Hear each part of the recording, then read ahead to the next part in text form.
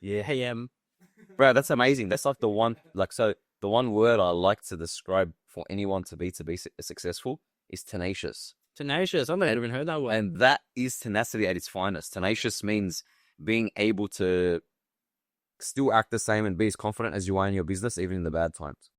So it's pumping through everything, all the trouble that gets thrown your way, but you're still like, nah, I'm going to do it. I'm going to pump it. It's because you have like the main goal in the back of your head and you can vision it. And it's mad. I love it. I love the word as well. That's not my word. Right? From Andrew Tate, actually. Yeah, for Tate. Yeah, bad. Nah. Yeah, that's a sick word. Because it even feels like that too. Trust me, not every time, not every week I feel like doing the episode. I love having the conversations, but I could be going through like, life, bro. Like, 100%. Yeah, it's factual. And then someone I've never met before is coming over, and I just have to. And you gotta like get your energy up. Yeah. What do you do to get your energy up usually? Honestly, this is gonna sound like I'll say it anyway. But have you ever seen this documentary with Katy Perry, doing a tour in like, I think it was like 2015 or 14 or something. I can't remember. I watched it one time. Yeah. And there's a scene where Russell Brand divorces her over text. Seriously, Text, and it's real. Getting a divorce. Fuck it. Here's the date. Here's the paperwork. Wait, it's real? It's real. Is that one? Oh, because they were married. Yeah, that Oh one. my God, I forgot all about that. And then she's like crying, and she's about to go on stage in front of like 100,000 people. That's crazy, right? This sacks her over text, and she's just crying. She's like, I've got to do the show. And she's crying. As she goes to go on stage, she just smiles at that as she comes up on stage, and everyone sees her for the first, and they just think she's normal. Yeah. And I just feel like everyone needs to just do exactly what Katy Perry did, bro. That's actually really, really cool. Cause that's gonna stick with me now forever. That's amazing. Cool. I'm gonna go home and message you, hey bro, what was that Katy Perry thing that you were? If anyone has said, I'll put the link in the description for it, because like, yeah, it was honestly, when I watched it, I thought she's the coolest person I've ever seen. I watched it when I was maybe like 16, 17. Yeah. I thought, yeah, that's my hero, bro. It's actually amazing. Yeah. Never, yeah, but like, cause you think Katy Perry, you're like, oh, I think Katy Perry. But like, yeah. Sometimes it's just the actions that a person can do that you can pick up on and kind of see, like, you learn from it, you know? Yeah. And to be honest, bro, to be the type of person to get to that high level of achievement, touring 365, all this stuff, you have to be tough. You know what I mean? You have to be tenacious. Yeah, tenacious. That's tenacity, 100%. I think that might be one of my new favorites. I know, I swear to God. Yeah. Bro, but that's so cool. Like, yeah, nah, I love it. I love how you can just kind of trick your mind. Bro, it's really, you actually can trick your mind. So there's this guy, I'll tell you a little story. So I used to do mortgage broking for a bit. I wasn't a mortgage broker yet, but I was pretty much doing everything that a mortgage broker did. So it was like a sales role essentially. But we were pretty much qualifying the person, and then we would give that over, a qualified person, to the mortgage broker to then sign them off, whatever. So it was pretty much sales role. There's a guy that used to sit next to me. His name was Glen. Fucking, bro, this guy. Shout out to Glen. Shout out to Glen, if you wish. Bro, he used to be just such a gun on the phone. Like, he wouldn't stop. It was like a short, like, Aussie shaved looking guy. I'm pretty short, but but like, the I don't know, the way he'd project himself in a conversation was amazing. It really showed that, like, you don't have to be the biggest guy to sound like to be strong in the way you speak. So anyway, this guy, he taught me so much because when I was new, I sat next to him first and he had to kind of teach me a few things. And I used to learn a lot of him. We used to have a book that we used to have to fill out. So every single call, what we did wrong, what objection we got, how we handled it, and how the call went overall. So it was like a little reflection every single call. Put a date at the top for the day and you tick off like, oh, how many did I book and whatever. So once I saw this guy, fucking Glen, smart guy, bro. He was having a shit day. So then he's like, he scratched out the book. He went to the next day and he wrote the next day's date and he started again. And then I'm like, bro, what are you doing? He's like, oh man, like if it's a shit day, like you can just start again. And I'm like, wait, what? And he's like, yeah, bro, usually when I'm having a shit day, it's like a momentum thing. So then I'll just cancel the day and then go to the next day. Oh, that's heavy. And then bro, he started killing it for the rest of the day. And I'm tripping out. Oh, bro, this bloke literally just chose to go to the next day. You know what I mean? But that's why when you say that thing with Katy, bro, it works. Wow. Yeah, because you are bigger than your brain, you know? So you're the one that should be instructing your brain what to do, not the other way around. That is crazy. Yeah. I might start doing that too. Yeah, it's pretty cool. What I even noticed maybe a few weeks ago, I had to go do... I don't know if I might not put this in the podcast, or I might not have it decided yet, but I actually went to a NA meeting for the first ever time. What's NA? Narcotics Anonymous, because I've been sober for 2 years, 7 months or something like that. It's a very long time, very long time. But I was losing motivation for it. Like, I was like, what am I doing this for? Like, and don't get me wrong, I definitely have made the right decision by doing it. Like, there's no question about that. But I was just like, oh, I made it this far. Like, surely, this, that. And then someone suggested it to me. So I was like, you know what, I'll go suss out one of these NA meetings, see what the hype's about. And on the way there, I was like, I think I'm a bit anxious. I think I'm a bit nervous. I don't know how I feel about it. And then I convinced myself, and I'm a very, sometimes arrogantly confident person. I'm happy to talk in front of people. I love attention. Yeah. I love all that stuff. But by the time I got there, I was like, no one look at me. No one speak to me. And then when I had to speak, I was like, I'm sorry, I don't know what to say. Like, Extroverted. man, and it was just like, and I think it's because I convinced myself I was. Because you can. Yeah, it's like you are what you think of. Yeah. It's kind of like, it's like if you're trying to quit something and you're telling yourself, I will not drink this, I will not drink Coke, I will not drink this cup of scotch, I won't smoke this joint, I won't have this line, whatever it is, you're now thinking about the problem. Yeah. So it kind of, it's not about if I will or I will not in your head. It's about just eliminating it completely. Oh yeah, I see that. That's actually a really helpful idea. Because the idea, especially with smoking, for example, like say cigarettes or vapes, whatever it is, Yeah. it's the idea of the fact that you can't smoke, which is the only thing you think about. 100%. Like, Because you want what you can't have at the end of the day. Yeah. Yeah. So it's also, it's the way that you frame it as well. So for example, if you want to, because people like obviously want to quit smoking, it's a very, very normal thing, but you don't really see that like with Coke, for example, in a grown adult. You don't tell yourself when you're trying to quit Coca-Cola, oh, I'm going to have one this week or something like that. You just kind of, like, it's funny because the way people quit, like, drugs or smoking, whatever, it's like, I'll limit it to 1 this week or 2 this week. But now it sounds funny to say when you use Coke instead of cigarettes because, like, no one's thinking, I'm going to have a Pepsi in 3 days and that's it for the week. You know what I mean? So you have to kind of treat it like that as well. You just got to eliminate it completely. I think the best way to do that as well is like distractions. So a good distraction for me is taking up a hobby, like, and for example, for me, it was guitar. It was actually during COVID times. Like, I had less to do and I was getting bored. I'm like, you know what? I was going through something at the time as well. And I'm like, you know what? I'll just take up something like guitar. I like guitar, I like music. I've always wanted to know how to play it. And the teacher told me, like, at the start, let's just start off with playing a song that you like. And it's a nice way to get into it, actually, because when you're trying to learn something, people kind of just teach you, like, let's do this first, or like these exercises or whatever. But to teach you something that you actually like to play, it kind of G's you up to play it even more. Yeah. But yeah, I like that. Yeah, so at this age, I'm 29, but people kind of, it's not really such a big thing to like, let's take on something new or let's pick up a new hobby. But you definitely can, you know? Oh, yeah. And it really, really helps you with, so there's this thing in your brain. Who was telling me about this? What's his name? Andrew Huberman? Andrew Huberman, that's the one. Okay, he was talking about this thing in your brain that they discovered. You probably know it, how it's like, it grows, I forgot what it's called, but it grows depending on how much you're doing something you don't want to do. Whether it's learning something or you have to give up something or whatever.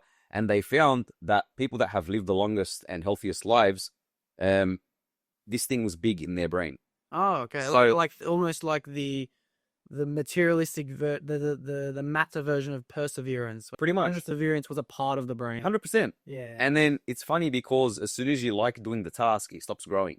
So you literally just have to keep fucking doing the thing you don't want to do.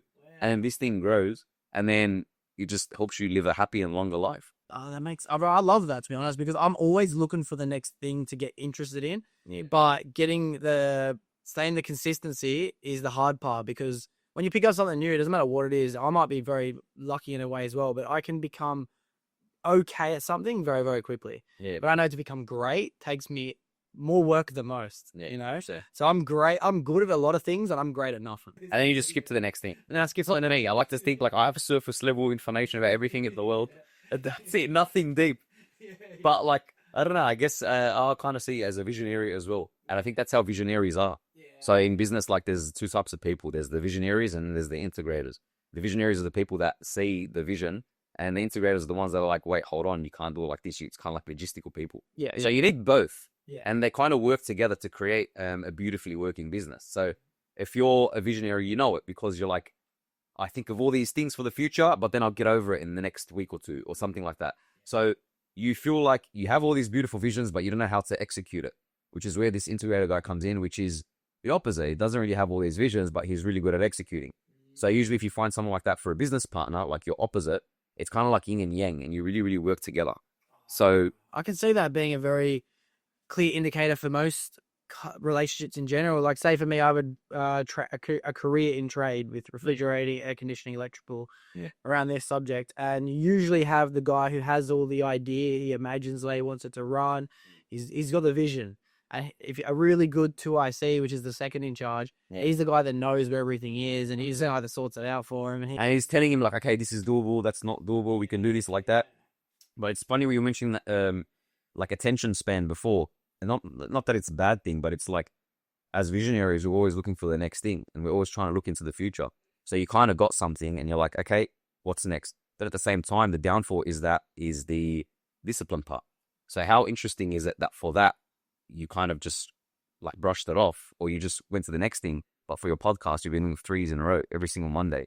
To be honest, bro, so one of the only things I use as, and Alex Hormozi talks about this, we were talking about, I think, before we started the podcast, he talks about proof before promise. Yeah, okay. So I could always promise myself I'm going to be consistent. I can promise myself I'm going to be able to save this amount of money or grow this big in the gym or achieve these certain goals. Yeah. But I have no proof. I haven't done much shit yet, But at least I can always now use the fact where it's like, well, I haven't missed a Monday yet in a very long time for the podcast. So there's my proof. So I can actually make myself promises that I believe. 100%. It's like, I think I will remain consistent at the gym for the next 3 months. Yeah, and how confident does it make you when you've actually gone for that long? Yeah. So something I'm going through now is I was being so consistent in the gym for like a few months, and then I started seeing difference, and like you get happy, like, yeah, you know, afford it.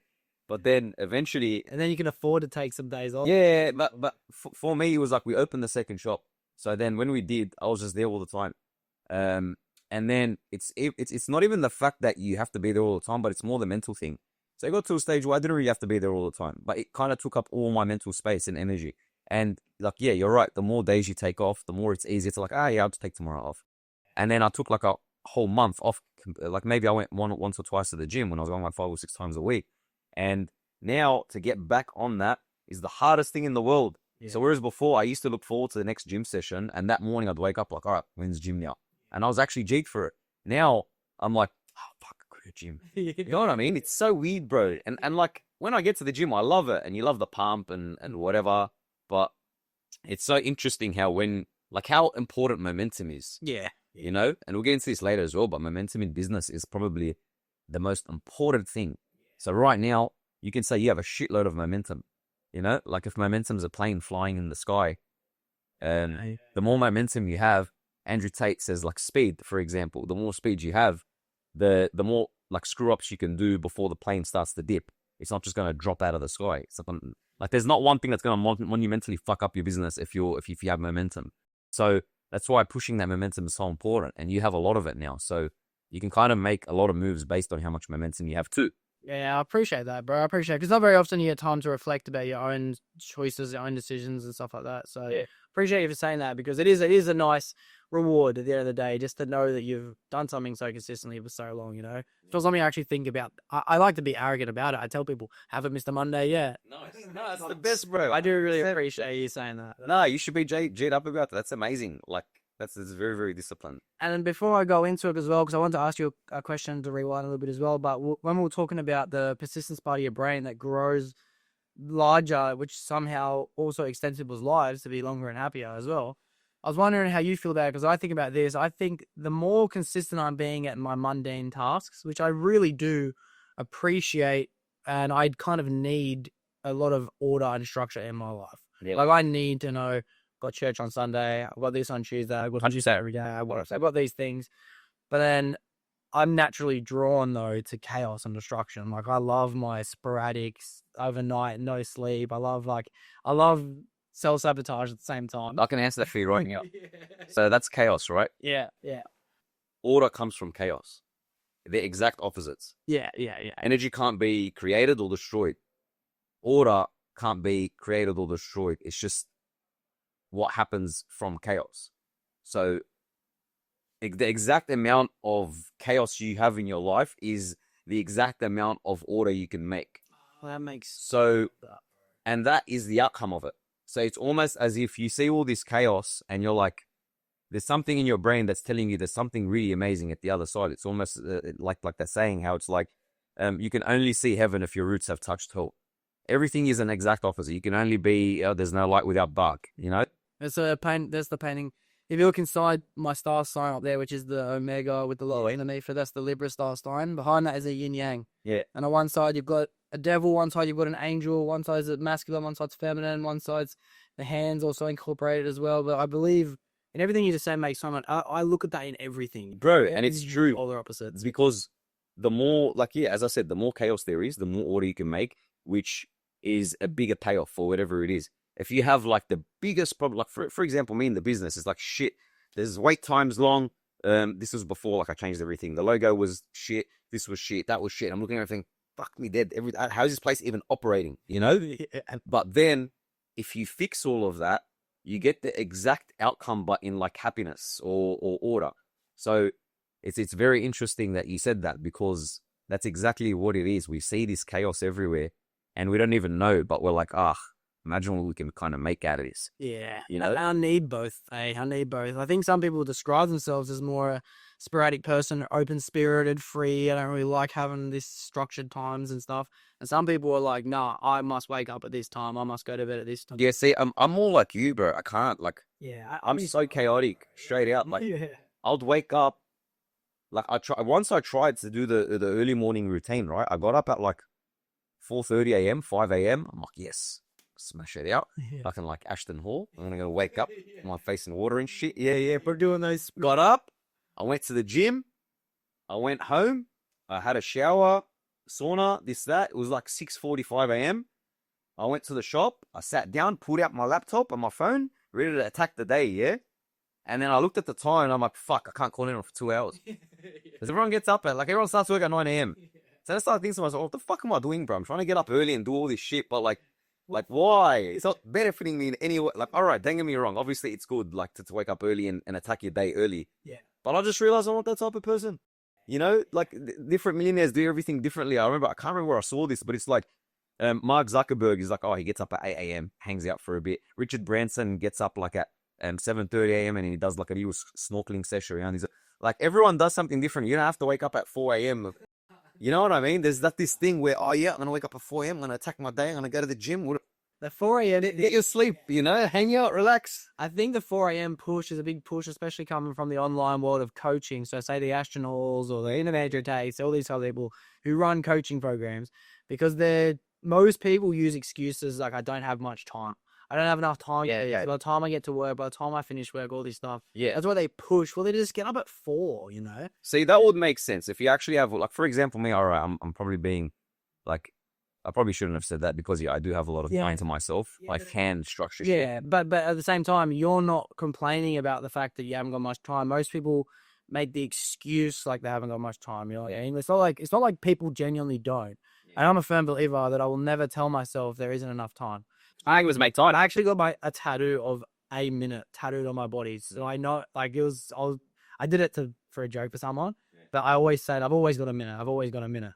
And I genuinely believe that. Like, if there's no time, I'll just make more. Like, 100%. You know? See, that's the thing. So where I can see that, like, waking up early probably more is like for people that have to be in the office all day. Yeah. I get that. And all right, if you're going to come home after and then you can't go to the gym because you're tired, understandably, then all right, wake up a bit early and go to the gym.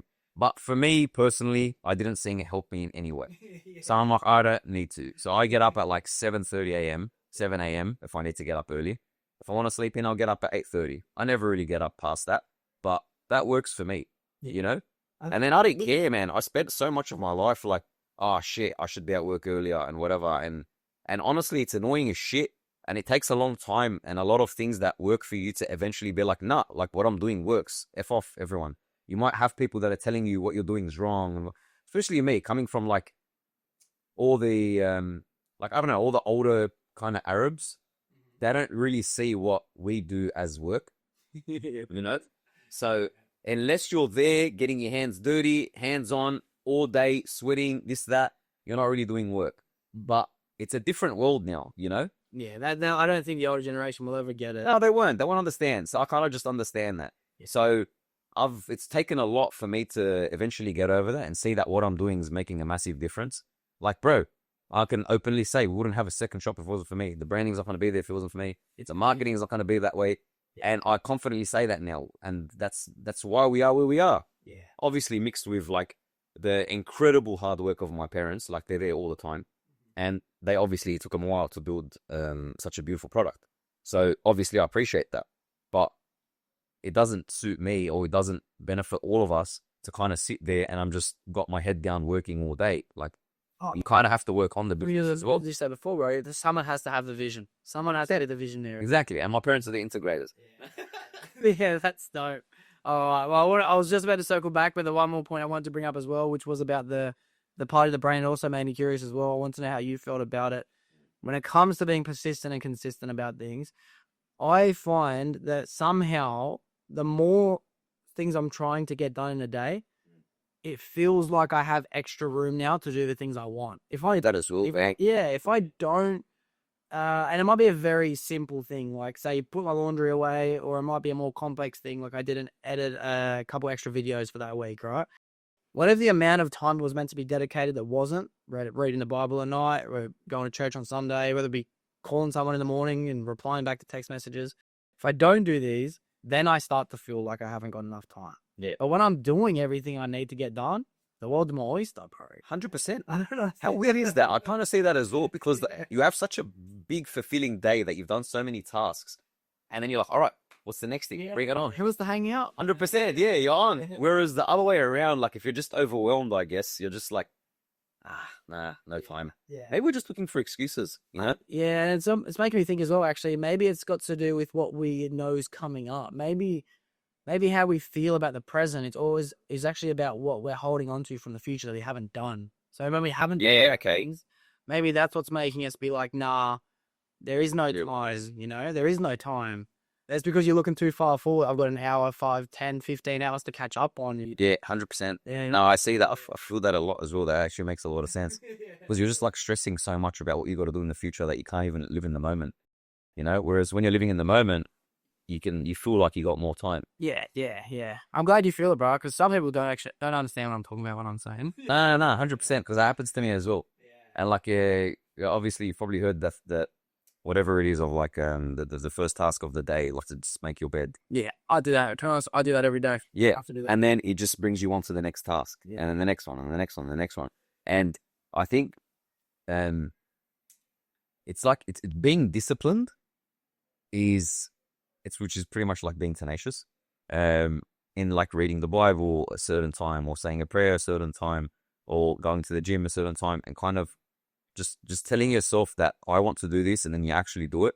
I think that's really important, because then it just builds up your discipline. And then that is pretty much it's all it is, And anything you want to do in life, it's just discipline and how consistent you can be, Like people say manifesting. I don't believe in manifestation. I believe in like doing the action again and again, or doing the action that it takes to get it. So you can manifest all you want, but if you're not doing the action, it's not just going to come to you. Well, you might like this as well. You might have heard it already, but it's what someone described the definition of luck. Yeah. It said luck is just hard work over time. That's all luck. Have you read my bio? Nah, honestly, it didn't come. Is that what it says in your book? I got something in my bio.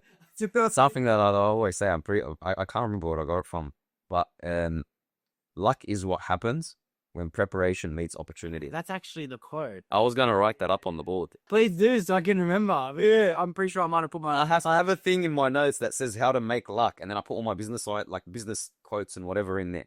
But that's pretty much what it is. That luck, you can make it. It's just how prepared are you? And then when is the opportunity going to come? Am I prepared enough for that opportunity? Yeah. So is it luck is when preparation meets opportunity? And if you think about it, it's exactly what it is. Yeah. Like even the guy that I don't know, pumped a crypto coin or whatever. He was prepared. He had the money to put it in that coin. And then the opportunity came where the coin went up. Yeah. And then he made money. Oh, no, he was lucky. Or the guy that invested in this business and it's doing really, really well now. Oh, he's so lucky it's doing well. Nah, he prepared by getting that money to invest into the business. The opportunity came and then, oh, now he's lucky. Yeah. So that's pretty much what luck is. Well, it's like when people are being negative about other people, like jealous or envious and like all that stuff, especially when people win money on the lotto or invest in the right coin or start up a business. I feel like I'm only ever hearing the complaints come from the people that weren't participating in the same activity. So if someone wins the lotto, all my mates that spend money on the lotto every week, they're not the type of people to be like, fuck, as if this person won that much money, you know? They're happy for that person because they understand that they're playing the same game as them. 100%. So people who are starting up businesses and other people are not, the people who are not are always going to look at them and be like, oh, you just got lucky, bro, you know?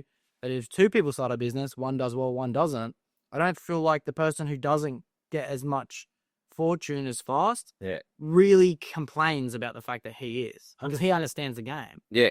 I think there's one very, very big thing that I believe in as well, is everything happens for a reason and God's will is written, and you will get to you what you deserve. So in saying that, if this person's won the lotto, all money is, it's pretty spiritual. It's an amplifier. If you're a shit person, it's going to amplify your shit personality. If you're a good person, it's going to amplify that. That's what money does. So if you win the lotto and you're a shit person, you're a junkie, you're going to snort yourself away, or you're going to end up dying or something like that. So it doesn't do anything. If you're a good person, it's going to amplify that, and you actually deserve to have that. Yeah. So I do believe that if you've won it, God wants you to win it for a certain reason, whether it's to learn a lesson or whether it's to help someone or to help the world in some specific way. So you as a person, people kind of always say like, all right, how do I grow my business? How do I grow this? What should I do there? And whatever. I was actually talking to my girlfriend about this the other day, and it was like a light bulb moment for me, where you need to grow yourself as a person for your business to grow. Me, I believe in God. Some people don't. I'm going to base my life around the fact that God exists and that his principles are correct, which means all I need to do is better myself as a person to get what I want. And honestly, every time I've done that in my life, it's worked. Every time I've achieved something where it's helping me grow as a person, something has come into my life where it's been the most amazing thing in the world, the biggest success, because I've bettered myself and I now deserve it. It's almost as if you're sitting here trying to grow your business and whatever, and do this and go there and whatever, but God's listening, like he's telling you, wait, focus on that thing that you got to fix in your life first, whether it's this type of ego or it's that type of lust or whatever it is. Fix yourself as a person, and I got this present for you, but I can't give it to you yet. Like, you don't deserve it yet. Wait, just do that. You stop fucking thinking of this and whatever and all this shit. Focus on yourself, and then I can give this present to you, which is the next part of life which you deserve. So I love that, bro. Because, and as I might be 2 points. So the first one is that it's like if you pray to be strong, God will give you strengthening challenges, you know? Yeah. If you're praying for your business to grow, he's going to give you the realization in what you're not doing in order to be able to grow your business correctly, you know? Yeah. But I heard someone once say, a church over in Penrith, I think it was called something of John. It's over in Penrith. It was really mad. It was good church. He was saying that most people are looking to find themselves. Most people are on a path of self-discovery and self-exploration, especially with today. There's so much self-help books. I'm obsessed with it. Yeah. Anything to do with Jordan Peterson's, Alex Moses, David Goggins, Andrew Tate. Anyone that's telling me how I can be better, please help me be better, you know? So self-discovery and self-progression is a very prominent mindset. But he was explaining that the closer you get to God is actually self-progression. That's self-discovery. Building a relationship with God and learning who God is, that's how you discover who you are. Yeah. Right? And one doesn't go out without the other. So I was wondering if you felt like the same kind of mindset works in business. If you want your business to grow, you build your relationship with God and your business will grow with it. Man, honestly, that is it. That's what it is. But you can't say that to many people. Some people don't believe in God. I don't care if you're Christian, Muslim, whatever it is, as long as you believe in God, you know? Believe in God, pray to God, and please God, and serve his people, and you will get whatever you want in this life. It's almost so simple, but no one does that because there's so much blurring it, you know? So, for example, Myron Golden, you know, the black guy with the beard? Ever seen him? I love that guy. So pretty much he's like a loaded guy. He does all the YouTube videos and whatever. And he pretty much got rich because of principles that he learned in the Bible. So he used to be a pastor. Yeah. And he eventually got really, really loaded. And then he says, it was easy for me to get loaded because I knew what you could do and what you couldn't do. I knew the rules. And they're all in the Bible.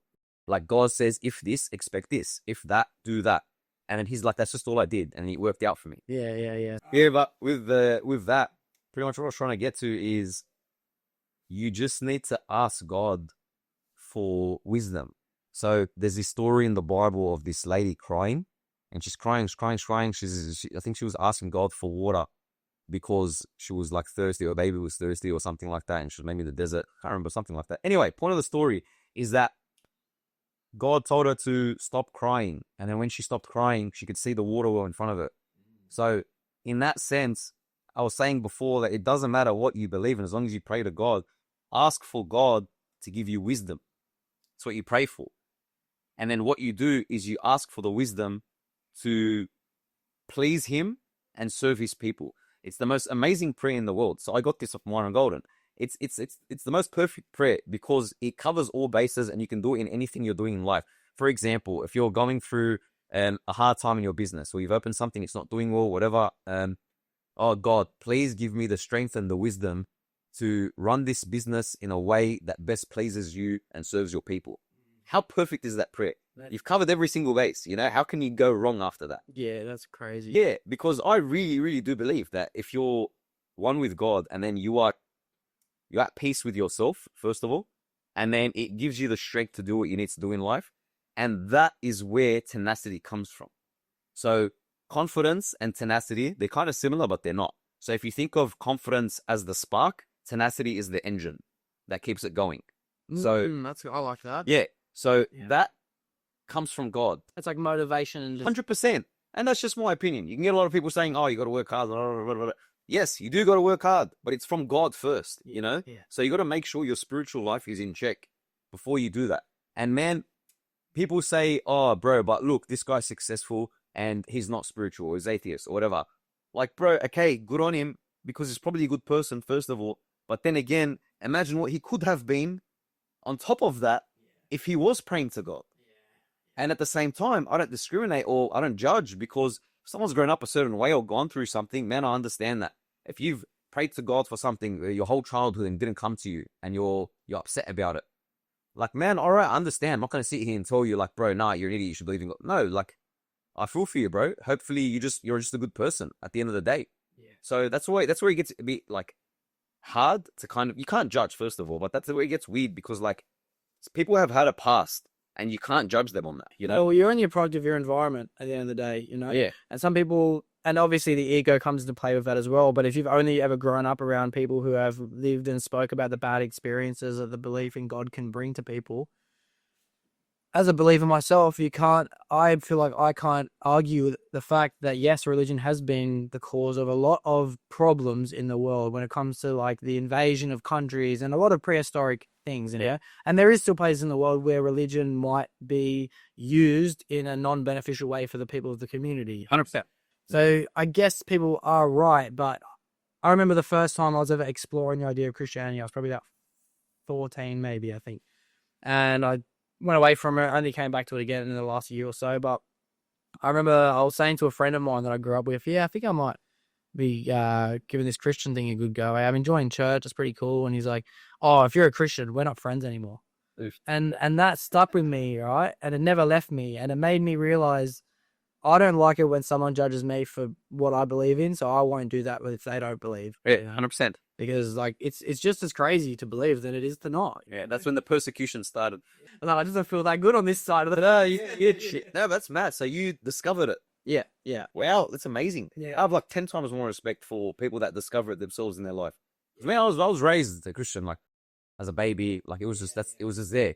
So I don't know any. I have friends nowadays. Like I've grown up with a handful of maybe like three people that are Christians, I think. But yeah, I don't have any family or anyone like that in it. But I also understand that it's not my job to make them think what I think either. 100%. Yeah. And that's the most important thing. I think the one thing you can do as a person is just love and lead by example. It's funny because I got that tat here, God is love. Yeah. It's like the only tat I have in my whole body. People would look at my neck and think I'm tatted like sleeves everywhere. I'm not.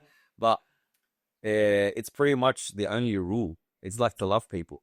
And sometimes people have it wrong where they're trying to push their ideologies into someone's brain too hard. And it's like at that point, man, you're not being a Christian. You know? You need to love the person, no matter what they believe in, no matter what they do. And that is the best way to lead by example. And it's very hard. It is very, very hard. If someone's arguing about something about Christianity or whatever, it's just natural to want to argue back or just to kind of teach them something. I poke it, trust me. If someone wants to argue Christianity, I'm like, please tell me how you really feel. Yes, You know, I know. See, that's But I do that. I can't lie, and I'm very open with people as well. I just make it very clear. If I met someone the other day who was Muslim as well, we become close, I guess, because we work together. Yeah. I'll poke him. I want to know. I want to make. Yeah, but it's out of curiosity. They make fun of me too, bro. You know, like I'll say something like, and this is bad to say. I might leave it, I might not, but I'll be like, anything that's not Christian is exactly the same, isn't it? Muslim, Indian. I'm like, that's no. I'm like, it's all the same, right?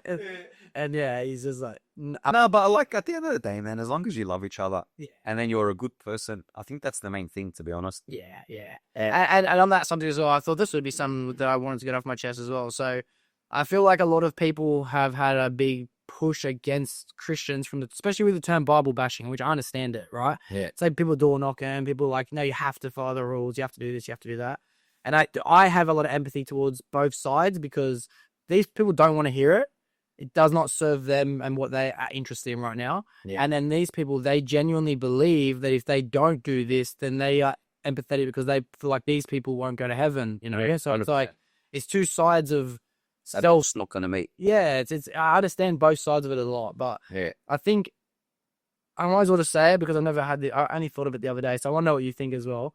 I'm starting to think that whenever you hear anything in life, a little part of you believes it. If you're dating a girl and you're in love with this girl and then one of your friends tells you, dude, I'm pretty sure I seen her on the weekend with someone else. Even if you know she was at home, or if you know she was doing this or that, or even if you were with her most of the time, a little part of you might believe it down to the tiniest level. Yeah. And it does say in the Bible that once you believe Jesus Christ died on the sins for us, we have access to heaven.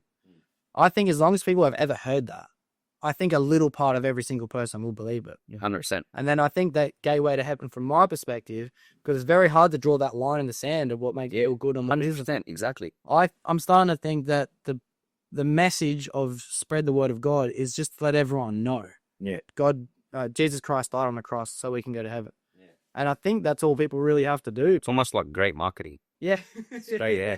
It's just like, I'm going to put that billboard there, and then when you want it, there. You know, and it's cool. I just something I've been thinking about lately. So. Because it is very interesting the way you say that. Like, you're right. The person that is preaching feels like they have to preach the word of God, which is what God tells us to do. But then the person listening is like, dude, I don't want to listen to this right now. It's actually not fun, but a cool video that I saw online of this guy preaching in the bus, and some guy, I think, slaps him or pushes him, but then he just keeps preaching. And then it tells him it's all right, like, I still love you, whatever. And then the other guy just starts crying or something. And then he hugs him.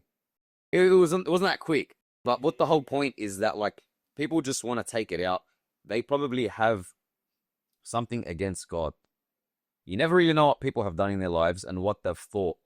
It goes back to what I was saying before. Someone probably tried praying to God about something and then it didn't happen. And they're just stuck on the fact that this didn't happen.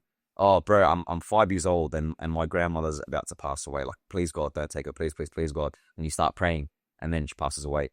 And then you're like, just like, what? Like, do you know what I mean? So then you just have that hate, but you're not seeing the good that has come out of that. And because everything happens for a reason, it probably made you a certain way. You probably grew up more because of it or whatever it is. You can't really see that. So I can kind of understand why people neglect it a lot. But at the same time, if you understand that the whole religion, and this is where it gets hard, the way that, it's like you say, Bible bashing, the way that Christianity is being portrayed these days is like, there's this bunch of rules, you can't break them. If you do this, you're going to hell. You do that, you're going to hell. I went to a Bible studies once, and then these are grown people, and they're saying to the guy, like, oh, like, if I do this, I'm going to go to hell. If I do this, I'm going to go to hell. And it's like, bro, I don't think it's that black and white. I think this guy's going to be able to answer it for you. I didn't say that, obviously, but it kind of showed me how Christianity has scared us so much to kind of live within this bubble and look at the rules so much so that we're forgetting the true meaning of it, which is to love. Yeah. And it's the only rule you should have. If you're loving, think about it, there's not really a sin that you can break, you know? If you're just always loving someone to the best of your ability, and if you love yourself to the best of your ability, there's not really something that you can do that's gonna be like a sin, I guess, in the eyes of God, because God is love, and as long as you're loving, you are practicing what God wants you to practice. And that's what I think the term "be like Christ" really defines down to. Hey, the complete understanding and acceptance of all people for who they are. 100%. And it gets even deeper than that. Like when I got this tat, I didn't know what it kind of meant. I just thought, yeah, God is love. God is the feeling of love, and that's it. But then I've started to go deeper into it. So this is very, very interesting. It's kind of just, I'm throwing words out there. And it's just when my mind goes in this kind of thinking mode. So I've always thought, if God is love, I'm going to backtrack this a bit, right? So I watched the F1. I love the F1. And we were in Melbourne last year for the F1. Charles Leclerc was coming out of a restaurant, and it was so cool to see him there. Everyone was kind of controlled, waiting for him to come out. Guys, let him walk past us and we'll just sign everything, like whatever. We can all get a signature. As soon as he came out, everyone flocked on him. I couldn't even get close to him. It was kind of annoying. But then I started thinking, like, man, like, this is like straight stardom. Like, everyone's so crazy right now for this guy. Imagine this was Jesus. Let's take this to another note. Obviously, you start thinking about what's heaven going to be like when I die. Are my parents going to be there? The ones I love going to be there? I want to be there with the ones I love. My grandfather, my grandmother, my kids. I want to see everyone there in heaven. I truly believe that heaven is a beautiful place where everyone's there. But I always think as well, what if heaven was just me and Jesus? And if Jesus is love, and this feeling I feel with my parents and my girlfriend is love, maybe that's all I need. And if God is love, that means that feeling is God, which means what I actually want is only God. Let's take it back to the stardom thing. If that was Jesus, and everyone's trying to touch him and I can't get to him, it's a pretty shit heaven. I'm trying to talk to Jesus, everyone's going crazy over him, I can't even get to him. I'd rather it just be me and him. Yeah. And maybe you are completely fulfilled when it's just you and God, and that's just always something I've thought about, because you've probably gone down and thought before, is everyone I love going to be there? Is it just going to be just me? Well, I think an age-old question, at least most people ask themselves, is, do all dogs go to heaven? Yeah. Actually, bro, I don't know. I like to think they do. Fuck, I've had a lot of pets in the past. Say all dogs go to heaven. Yeah. But yeah, in that sense, like my idea of heaven, what I would love for it to be, is it's pretty much like think of any kind of beach / mountainside you've been to in your life, very peaceful looking. You got a couple people playing this card game over there. You got like this person hanging out in the beach, running around, and you're all living in harmony. That's what I like heaven to be. You got your mum there, you got your kids there. You're all kind of similar age, but they're there. Everyone's there. And obviously that's what I'd love for it to be. Yeah. But then again, we can sit here and talk all we want, but I don't think we're ever going to like grasp the true like dimension of what it's like to be. You know what I mean? It's completely different. So trust me, it doesn't mean the conversation isn't any less fun having, but yeah, 100%. But at the end of the day, we're having a very elevated conversation right now. So that in itself is the beauty, right? Yeah. So we're not talking about fucking strippers and gambling and then whatever it is and what we did on the weekend. We're talking about God, about love, about heaven. That's a very, very spiritual conversation to have. And it means you're functioning at a very, very high level. Not to say that people are functioning at lower levels, but obviously you'd love to be up here than down there. Trust me, I do not. I grew up a very massive part of my life. Huge. I grew up a bigger part of my life wanting to talk about the sinful nature of this world when it comes to toxic women and drugs and alcohol and gambling and going out and just troublesome shit. Yeah. And the whole new wave of elevated thinking has only been a journey I've been on for the last 3 or 4, even out of curiosity before it was embarking on that journey. And it is so much better of a life, bro. So much better of a life. So trust me, I will never steer the conversation away from what we're on now to fucking some of the conversations that people get up to. No, 100%. Yeah. On that note, let's go back, all right? Because you did put a couple pivotal points through this conversation so far already that I want to get to. You made points about the long, hard work it's been through the business. Before that, you even did some mortgage broking and stuff as well. Yeah, that was interesting. You did mention that you're 29 years old, so I was curious, like, before all of this journey started, even back in high school, I want to take a bit further, how would you describe yourself in high school compared to yourself today? Are you pretty much the same guy? Maybe a bit more troublesome, a bit more quiet? No, I'm the exact same person. I'm probably a bit better spoken and more. Now I've always been confident. I was the kid that used to just screw around. I used to be there for a joke. It was actually 1 year in high school. I think it was year 9 or year 10, where me and my mate, we would compete on grades, who's going to get better grades. And I actually started to get good grades. So weird, but it was only because we made a competition out of it. Then I started, I'm like, nah, I'm going to sit at the front for now. Because I want to beat my mate. Like, that was the only thing that can get me to get good grades. As soon as we got to 11 year 12, I'm just like, whatever. Yeah. Bro, I'm not kidding, there was never a single day my entire high school years where I told myself adamantly, I will be good today. I will do well. I will make my teachers proud. I will shock kids in my class. My mom's going to be proud of me. And then there was not a single day where I didn't jeopardize that within 1 hour. Not a single day. I don't know. I don't think the school system's made for everyone. No way. Isn't it? Yeah. Because, like, I don't know, you can kind of, bro, it's actually pretty funny. You say fucking the best business owners that I think are truly the best in business are like those lebos that you see in Greenacre and Bankstown. Oh, that's where I'm from, bro. Yeah. But even here, like, you probably got guys on the streets and they're confident and then they go down the wrong route and they think they're gangsters and whatever. But I'm sitting here looking at them like, bro, you're a fuckwit, but you have exactly what you need to be successful in this world. If you just concentrated on that right thing in business, you will absolutely kill it. Like, you're confident, you're tenacious, you don't care what people think, you're going to do what you want anyway. All these things that, like, these gangsters on the streets have and possess, there's such good skills and it's going to waste because you can build an empire with that. Yeah. You know? I've done a lot. I've had a lot of conversations with a lot of people over the years, not just in the conversation podcast, which is good because they're 2-hour conversations, but I pick people's brains all day, every day. It's all I do. I love meeting people and finding out why people are who they are, what they think and what they feel. And I find that a lot and a massive amount of successful people, especially the ones that I reach out to off the internet, are either ex-addicts or ex-gangsters. Like, they either did medium to long stints in jail, or they spent a long time of their life getting up to no good in general. Yeah. And I think the result of that is because these types of people are risk takers.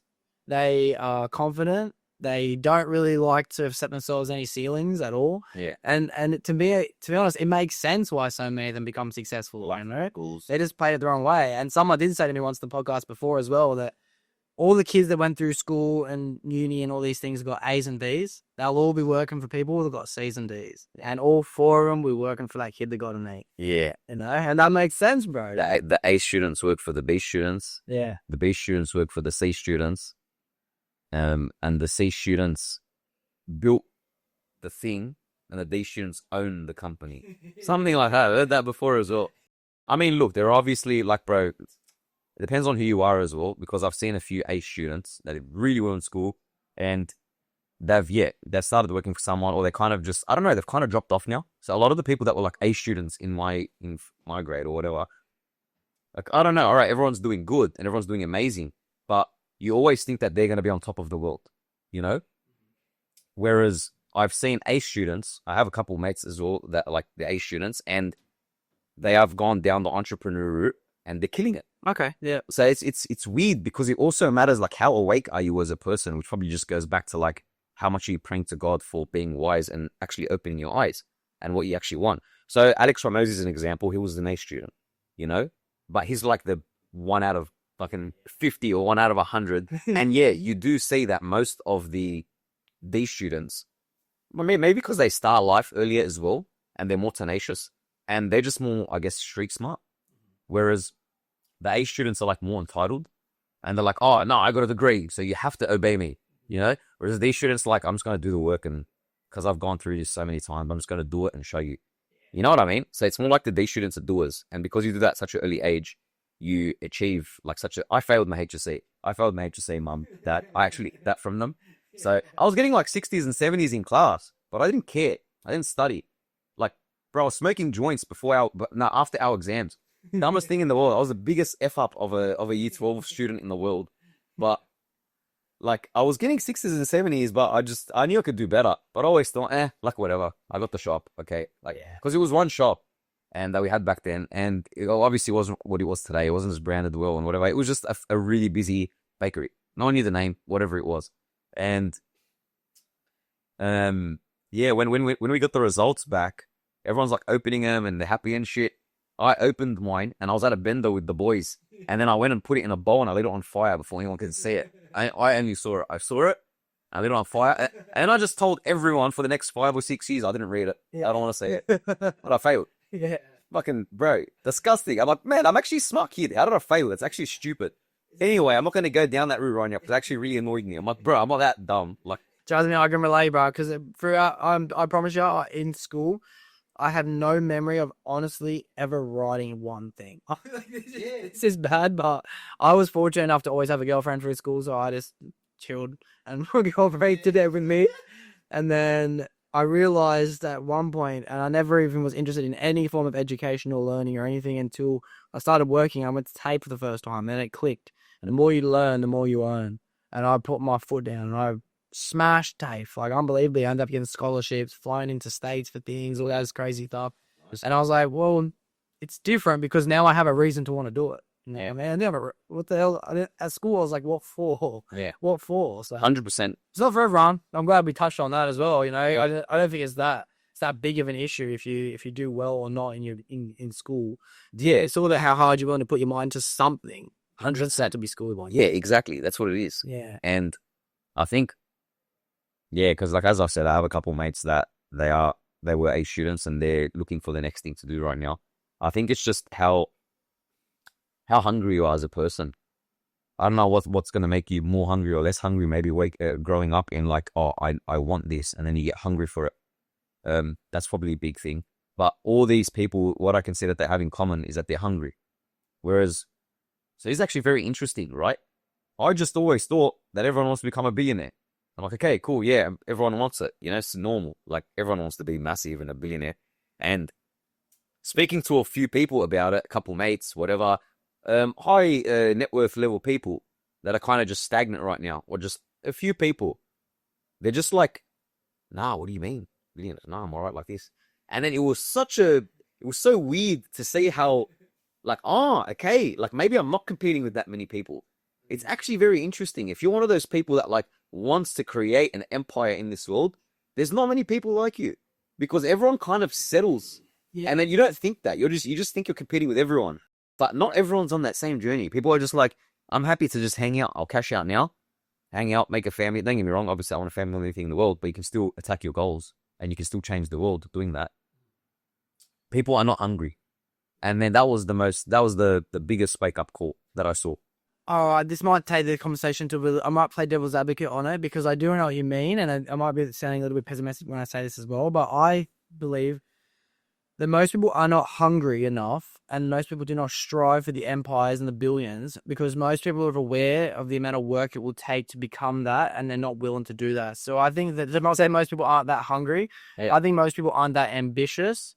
And most of the time, people aren't that ambitious because they're not that faithful. Not in necessarily in terms of God or their religion or spirituality, but people just don't believe that they have what it takes to become that type of person because they haven't built up enough proof that they've done what they said they were going to do before. Yeah. They might tell themselves, I want to lose 20 pounds. I want to lose 30, 40. I want to make $100,000 a year. Yeah. And then they might, I want to quit smoking. I want to quit gambling. I want to quit doing all these things. But they find themselves back at the pub every Thursday. They're still smoking cigarettes 10 years later. They're still not going to the gym and all these things. And over enough time, they've actually convinced themselves that they're not going to do what they say they're going to do. So I think a lot of the time when people don't have these high ambitious goals because they don't actually believe in themselves, which is to me the biggest letdown. Yeah, because people just need to start proving to themselves that they can do it. 100%. I think that's exactly what it is. Yeah, honestly, because the more good you're doing in this world, and the more you can show yourself that I can do this, be tenacious. Yeah.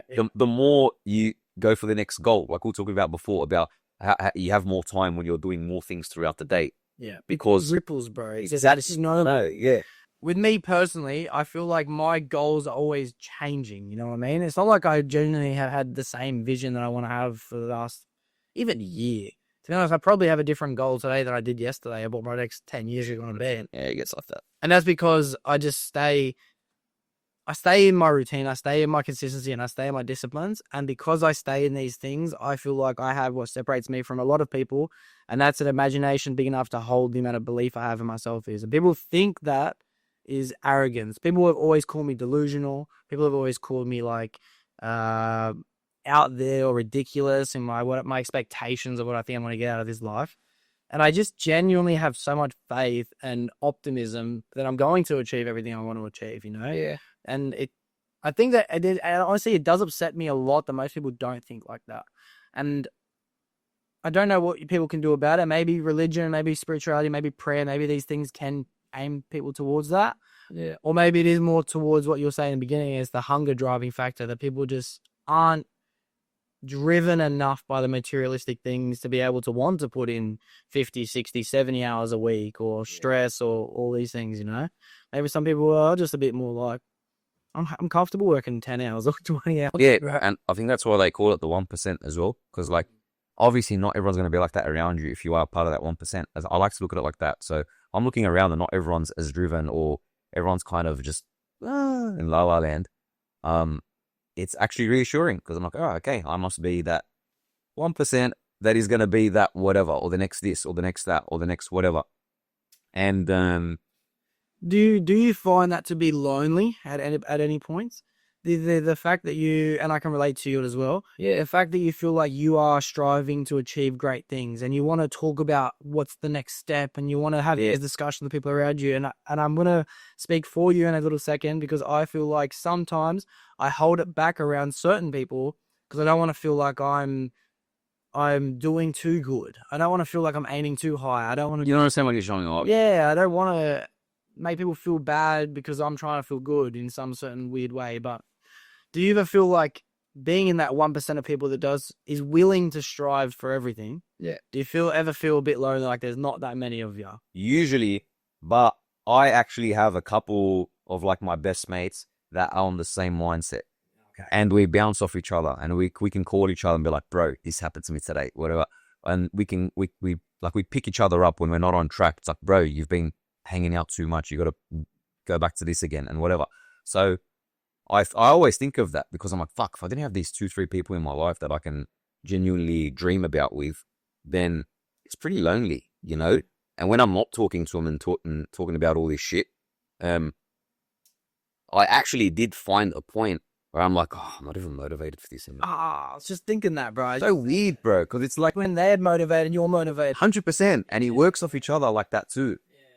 And that's that. I can't answer that because that's, for me, I have them there to keep me on track and motivated.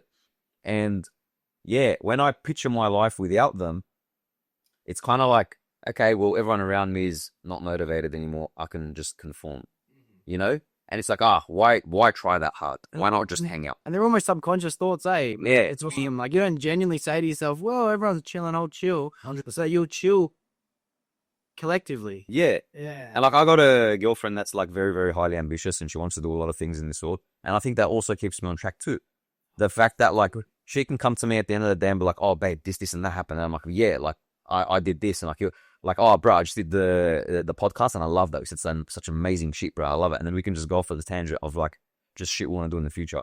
And I love that. I think that's the most important thing. The fact that you have someone to dream with. Yeah, that's a good way to say that. The fact that you have someone to dream with. Yeah, and then also just like having a goal that you want to do at the end of it. So for example, me, I don't want to be a billionaire just to be a billionaire. I want to be a billionaire because I feel like I have something to do in this world. I love me as a person. I think I'm very charismatic and I'm very sympathetic and empathetic. If I see someone random on the streets that's going through something, I feel like I'm going to cry. Like, it hurts me. I swear to God, some random person. So then I'll just give him like a homeless person, I'll give him $100. Drop a love bomb here. Bro, I'm very, very giving like that. Yeah. I actually see that too. I'm not going to deny that, but it's because I feel what they're going through. So that's good, bro. Because I feel that, I feel like there is some good that I can do in this world with that power and money. So I'm not just going to get it and hold it and like, okay, live in a mansion for the rest of my life. Bro, I'm not here to make manouche. I'm not here to grow Mount Pizzeria. Like, I love it. It's my baby. But that's not what I'm here to do. Like, there's obviously bigger things to accomplish in this world. This is just my stepping stone. This is Elon Musk's PayPal, for example, you know? So there's always something that you're doing now which gets you to the next goal. So I'm just trying to achieve this to then say, okay, what's the next thing that I can do out there? Like, what's the next big thing? How am I going to help the world? You know? All right. Well, then let's get into Mount Lewis Pizzeria. All right. Now, when high school was all well and surely done, how long into the mortgage broking was that from high school? Was that the first thing you picked up on, or was that a few years later? Nah, that was the mortgage broking thing was, I can't remember how old I was, but I think I was like 22, but I wanted to see how it was like to work in the office. Before that, I only helped out at the bakery. I never really did anything like actively. The shop was really busy, so I never really felt like I had to do anything to help out. I just thought like, yeah, I'll just be there. I'll work or whatever. That's my life. I'll take over the shop one day. Yeah.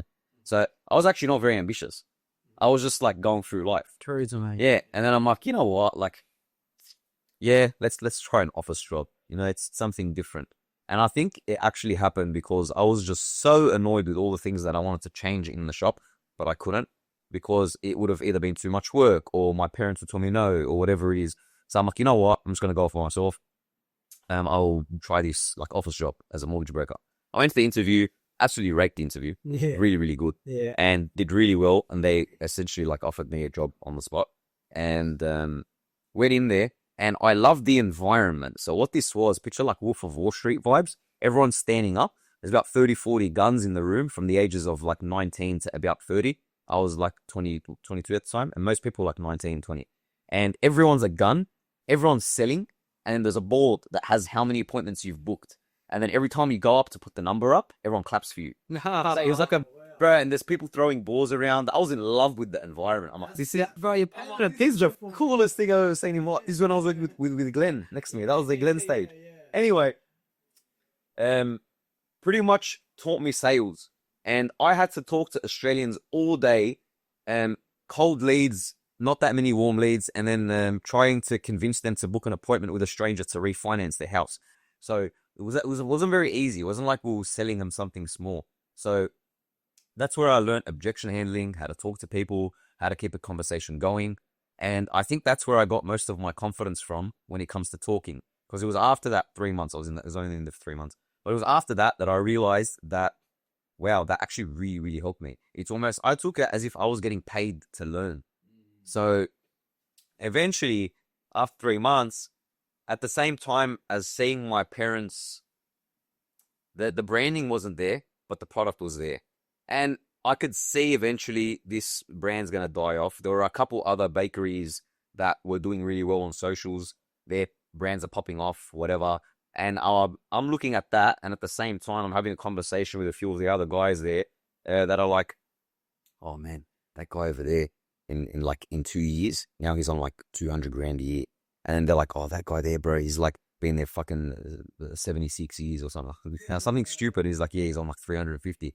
And then I'm sitting there like, bro, I don't want to sound like a cocky idiot, but I'm not sitting here 3 years to make 350 grand. And then that's it. And that's my limit. Yeah. So that was the first time that I saw, oh shit, there's a limit to this shit. Can I pause your story real quick to say that realization for me was a big realization that day, one day as well. Yeah. And that's that I was dating a girl. I was probably about 18 or something at the time, maybe 19. I was very young anyway. And we were discussing, and I didn't know this at the time, but she wasn't the best girl. She ended up having different life choices than me. Okay. But we're talking about money and potential and all these things. She was asking, how much money can you make in your career? I said, I guess the most people earn maximum of this much, so you might be able to earn like $250,000 in this career if you're like one of the best. And then the look on her face at the time, being a young kid, was not a good look, but I'm very grateful for it because it was almost like, oh, is that it? Really? Yeah. But it's a lot of money. Money, believe me, by no stretch of the imagination am I just being like, yeah, $250,000 is nothing. I'm not trying to say that at all, and that's why I mean that girl ended up being after people for the wrong reasons, right? Yeah, okay. But it did make me realize, like, oh, maybe it's worth trying to earn more. 100%. You know, but I was on apprentice wages, you know, and maybe 50,000 a key time. I was like, fuck, it'd be good to earn 5 times this. Yeah. And now I'm kind of like in the same boat where it's like, let's just say, for example, like an investment in crypto or something little where people are like, oh, trust me, in a few years this will be worth $1 million. You'll have 2-3 million in this coin. I think, okay, that's cool. I'm grateful for that. I need more than that. Yeah, I know. I love it. Hey, people look at that as greed, but it's not. If you have such high standards, bro, and that's why you're gonna achieve it. Yeah. Because people, the same way people look at, like, oh, I can charge like $5,000 for this, versus someone that's like, nah, I wouldn't settle for under 20 grand. It's relative to how much you're actually gonna get because you're shooting for it. At the end of the day, it's just a number that you have in your head. So if you can just think of a number you want, why not think of the high one? Yeah. You know? And you can get there. And the way I see it is kind of like, I'm very happy now. I love my life, right? Whatever money I'm earning now is enough to keep me happy. It really is. So let's just say $1 million is just hits in my account in a week from now. I'm like, man, I can spend $1 million. Yeah. And I'm just going to go back to feeling how I'm already feeling before I made it. So I may as well make it 100 million. 100%. And I think that's just like a benchmark that we try to achieve. Whereas really what we're looking for is what comes with that. Like, what did I have to do to get that 1 million?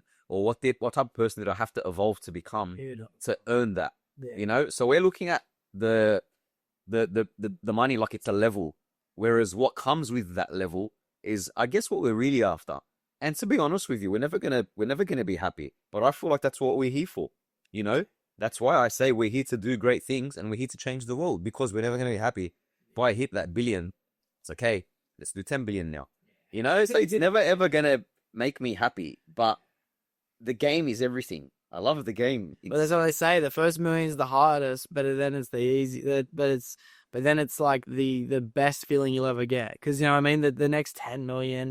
Yeah, that's what I'm. 100%. And I think at the end of it, it's just the game. How we can tweak things to make things work. And I think that's what I really fell in love with. Yeah. So for a long time, I was just getting paid a salary at the shop, and then it was making a lot of money, but I didn't really mind, like, okay, it's going to the house, going to family, whatever. And then I'd go on trips whenever I want. I'll just get money, go on a trip, whatever. So I never really cared about, oh, I want this much money in my account and I want this much. I didn't care. I just wanted for me to put something in the system or to change something in the shop or do this type of branding or marketing, and it works. Yeah. That's what I loved about it. Also, to circle back, when I left that mortgage broking role, I left it because I felt like I learned a lot of discipline by having to wake up a certain time, go to work, whatever. I had no time to do anything. My Saturdays ended up being my errands day. So everything that I couldn't do throughout the week, for example, cut my hair or whatever, because the barber we close, I'll do that on either Thursday night or Saturday. They were my only 2 days. So eventually I'm like, you know what? If I do leave, I get all this time. Imagine all this hard work I've been putting into this role. I put it into the business, like what I can achieve. So that's why I left as well. And I ended up leaving and then working on the business full time. But when I came back in, I think that was the moment everything changed, because I came in like a horse, like, nah, we're changing this. We're doing that. Like I just started changing everything in the business, and then it eventually started working. So I feel like that role, I needed it to kick me into gear. And then that's what made me appreciate the shop for what it is, come back and then change everything. Yeah, that's mad. That's so cool, bro. And to be honest, I can't imagine, because I didn't see it before, but what I know the shop to be today with the social media, it's very interesting as well, because it's like, until this conversation, I didn't know you any other way other than the content that is put out from Muzzo Dan Media, you know? Yeah. And just for having this conversation already, I feel like I've learned so much more about it already. Yeah, there is a lot. But it's cool because it's so well structured, especially when it comes to the social media world, you know? I'm seeing collaborations of so many people and other people that I've recognized before pop up and then talking about this. And I was going through it again just before you came over. And I was going through it, I was like, oh my gosh, I just messaged this girl to come do a podcast episode. You know what I mean? Yeah. I'll tell you, it was Veronica AB. Is that her name? Veronica AB? That's my girlfriend. Is it? You're joking. Is it actually? Yeah. That is Veronica B. Do you know, like, maybe like a month and a half ago, I said, hey, just seeing your content. I shot with another lad named TGF. Yeah. And she's done videos. He did nice things. He's like, oh, I met this other content creator. And it's like, we relate in this way because I said she feels a bit nervous doing it, because I was asking him, do people feel nervous doing it?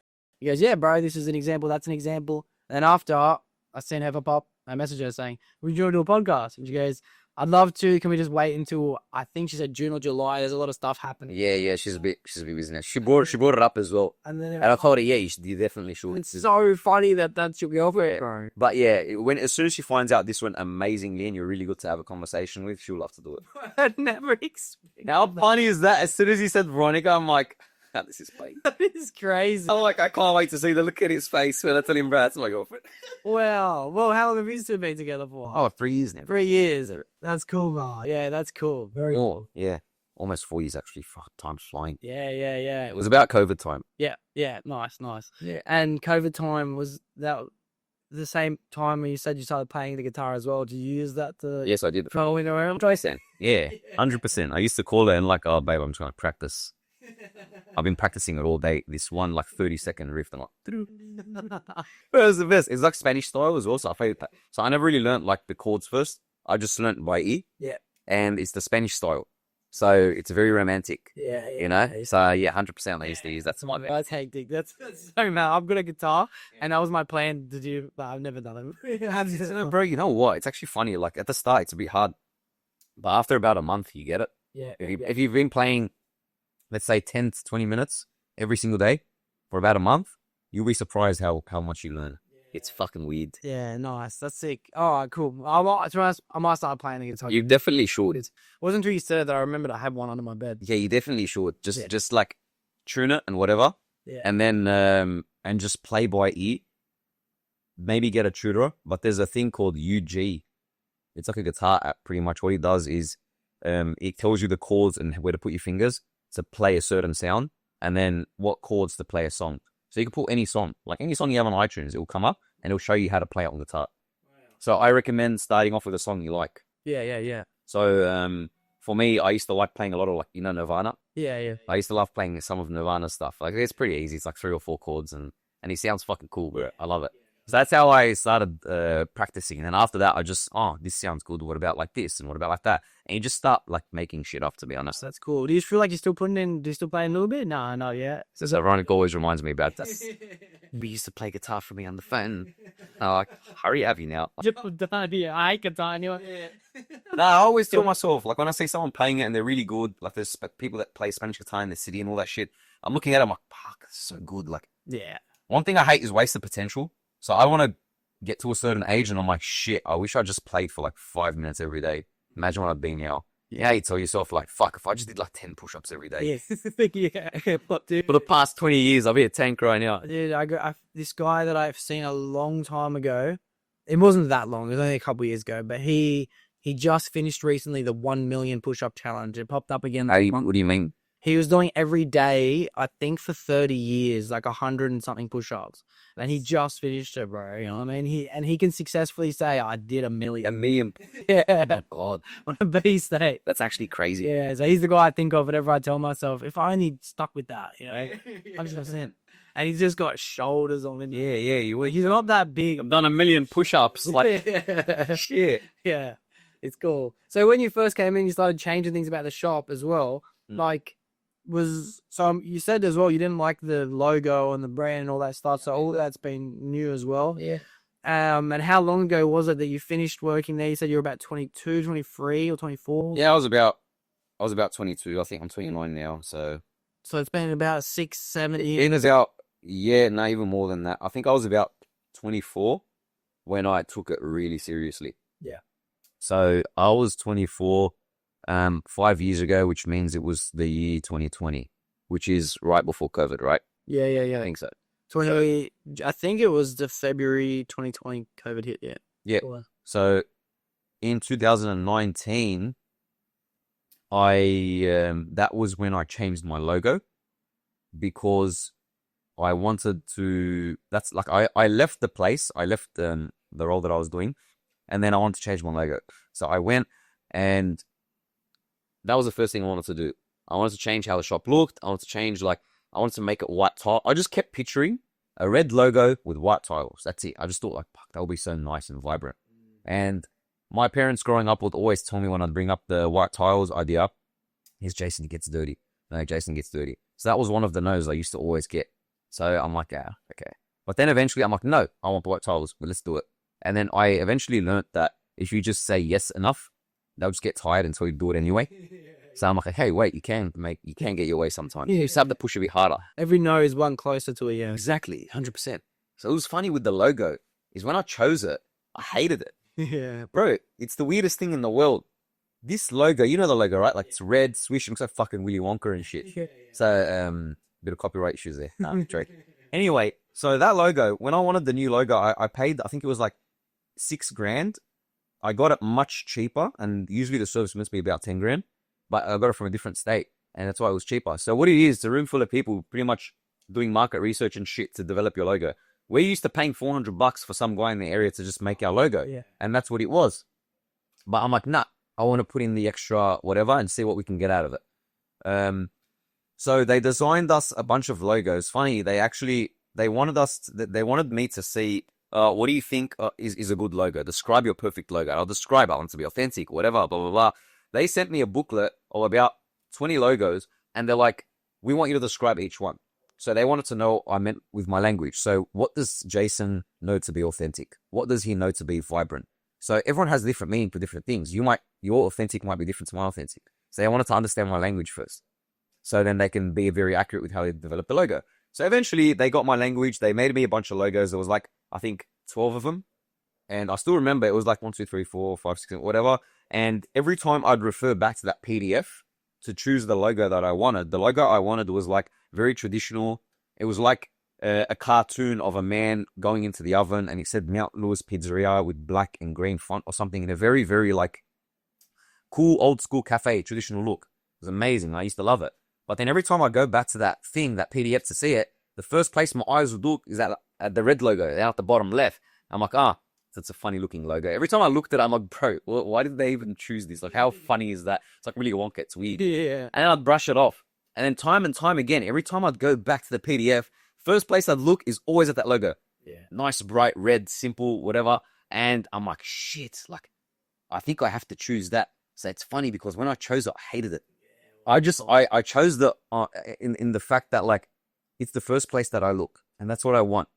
In a brand, I want it to stand out the most amongst other brands. Yeah. So that's why I chose it. Very smart, bro. Especially it's red, because red is the color to get your attention above all colors. Yeah. That's why stop signs are red. That's why stopping at the lights are red. That's why they have red. Yeah, I love it now. And it's funny because yellow, and when it's incorporated with red, is actually the type of spark that makes you decide you're hungry. Yeah. You know, it might have something to do with the sun being risen in the morning, and it makes you feel like you need to go get food. Like, I'm doing some free ball now. I don't know if that's true or not. That's so interesting. Probably. I believe that. Yeah, maybe. Yeah. But actually why Macca's have gone with red and yellow. Red and yellow. Two best colors. And if I think of Mount Lewis, and how do you say Mount Lewis Pizzeria? Yeah, MT Lewis Pizzeria. Yeah, yes, I say it right. I think of, because it's got pizzeria, I think of like a pepperoni pizza. So it's automatically yellow and red in my head as soon as I see it. You know? All right, so it makes you hungry. Yeah. So I think it was a great choice of name and color. So the name's only there because my parents chose it. I know there's a bit of conflicting information with the fact that we're Manouche. I always thought of changing it to Mount Lewis Bakery. So people just knew us as Mount Lewis Bakery, even though it's called Mount Lewis Pizzeria. But I don't know. I'll deal with that when he gets there. For now, we're too far in, and I just like the name. And I feel like, and that's only coming from someone who's like white. Like, I don't know anyone, like, say you grew up in different ethnic cultures and backgrounds. Maybe Manouche is bigger, but for me, pizzeria sounds more inviting than Manouche or bakery. 100%. It just sounds more people know it too. Yeah. And it is, I get the pizzeria, I guess. Don't get me wrong, Manouche is mad, especially for breakfast. Yeah, but it sounds like, I don't know, it sounds weird and foreign. Yeah. Mount Lewis Pizzeria sounds like, it's cool. And to me, Manouche doesn't sound like experience as much as it does a snack. Yeah. Does that make sense? 100%. Exactly. Yeah. That's what it is, and that's what we want to provide, like an authentic experience. Yeah. So, the show is why the shop's successful. Like, you go there, there's someone doing massage, someone making coffee, the people are rapping, people are doing this, and it's busy, and that's what people like to see. It's entertainment. There's music on, and that's what attracts a crowd. And then it's funny because 80% of sales is from takeaway. So why do I push so much on a crowd and the seating? Because people want to get food takeaway from where there's a scene.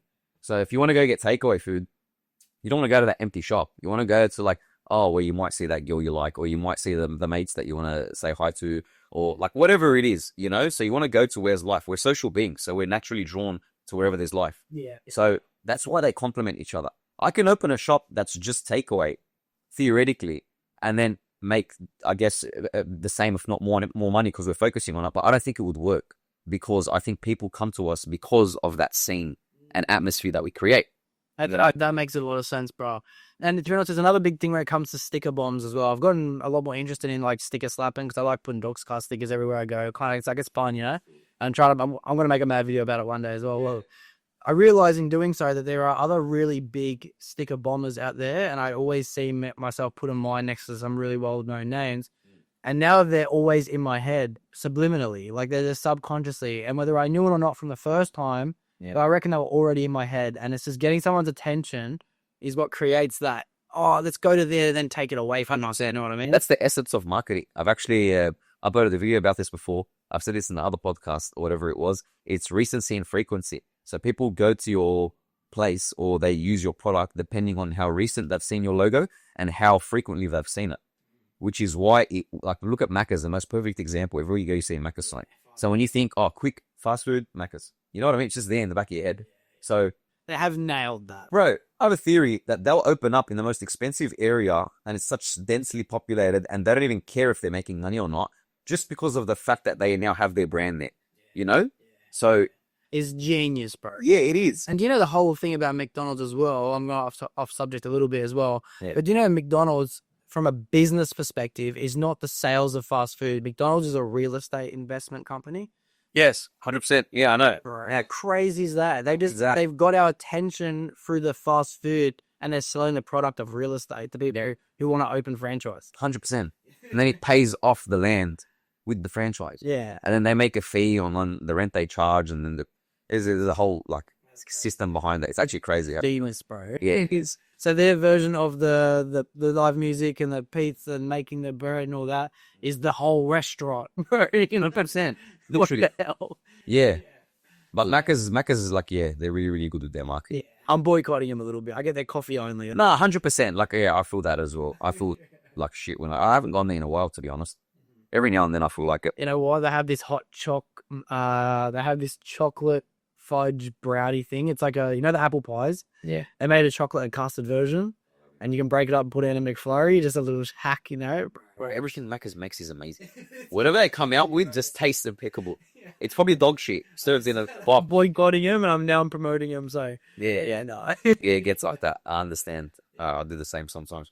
So I'm going to go back as well. So when you came in, you got the tiles, you got the design, you got the red logo, you got all this. It's funny how you say that it was a logo that you didn't like the most, but getting your attention is what made you choose it, bro. And that's so smart. Yeah. I'm way too stubborn for that. Yeah. And then after a couple months is when I started to like it. Yeah. And then the more I'd see it, the more I'd like it. And eventually when we put it on a massive sign at the front, I fell in love with it. And I specifically wanted to get a sign that lights up. Not many people around us had lit up signs. They were all just whatever, normal signs. I wanted it to light up at night so people could see it. And like a nice bright red sign, white tiles. It's exactly what I visioned, like whatever, the whole time that I was thinking of, what's this shop going to look like? I want it to look like that. When I did that, bro, it changed everything. It actually did change everything. I did a little reno to clean it up a bit inside and everything was just so clean after that. And people started to know the brand more. Actually funny, a big reason of why I wanted to grow the brand so much is we rent the land there. We don't own it. So eventually I'm like, shit, man, what if one day we can't be here anymore or we have to move? What are my parents going to do? They've built this brand. People know our product. What do we do? They don't know the logo. I'm like, okay, what if we create a logo and then people know the logo? And then I just push that so much that we can open anywhere and people will come to us. So it was very, very like innocent place where it came from. Very smart, bro, because to be honest, the rise in restaurants having to get pushed out because they can't afford the real estate anymore is huge. 100%. Huge. And I wanted to be safe. Like I didn't want my parents to do all this hard work for nothing. So I'm like, how does that live on? How do I cement it with the brand?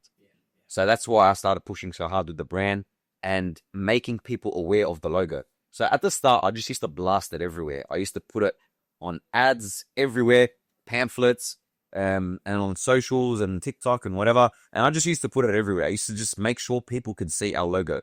And then eventually it caught on, started to work. And this was at a time, you got to remember that not many people, it wasn't now, if you own a business, you have to be making videos. Back then it wasn't like that. it was, let's say, about 4 or 5 years ago.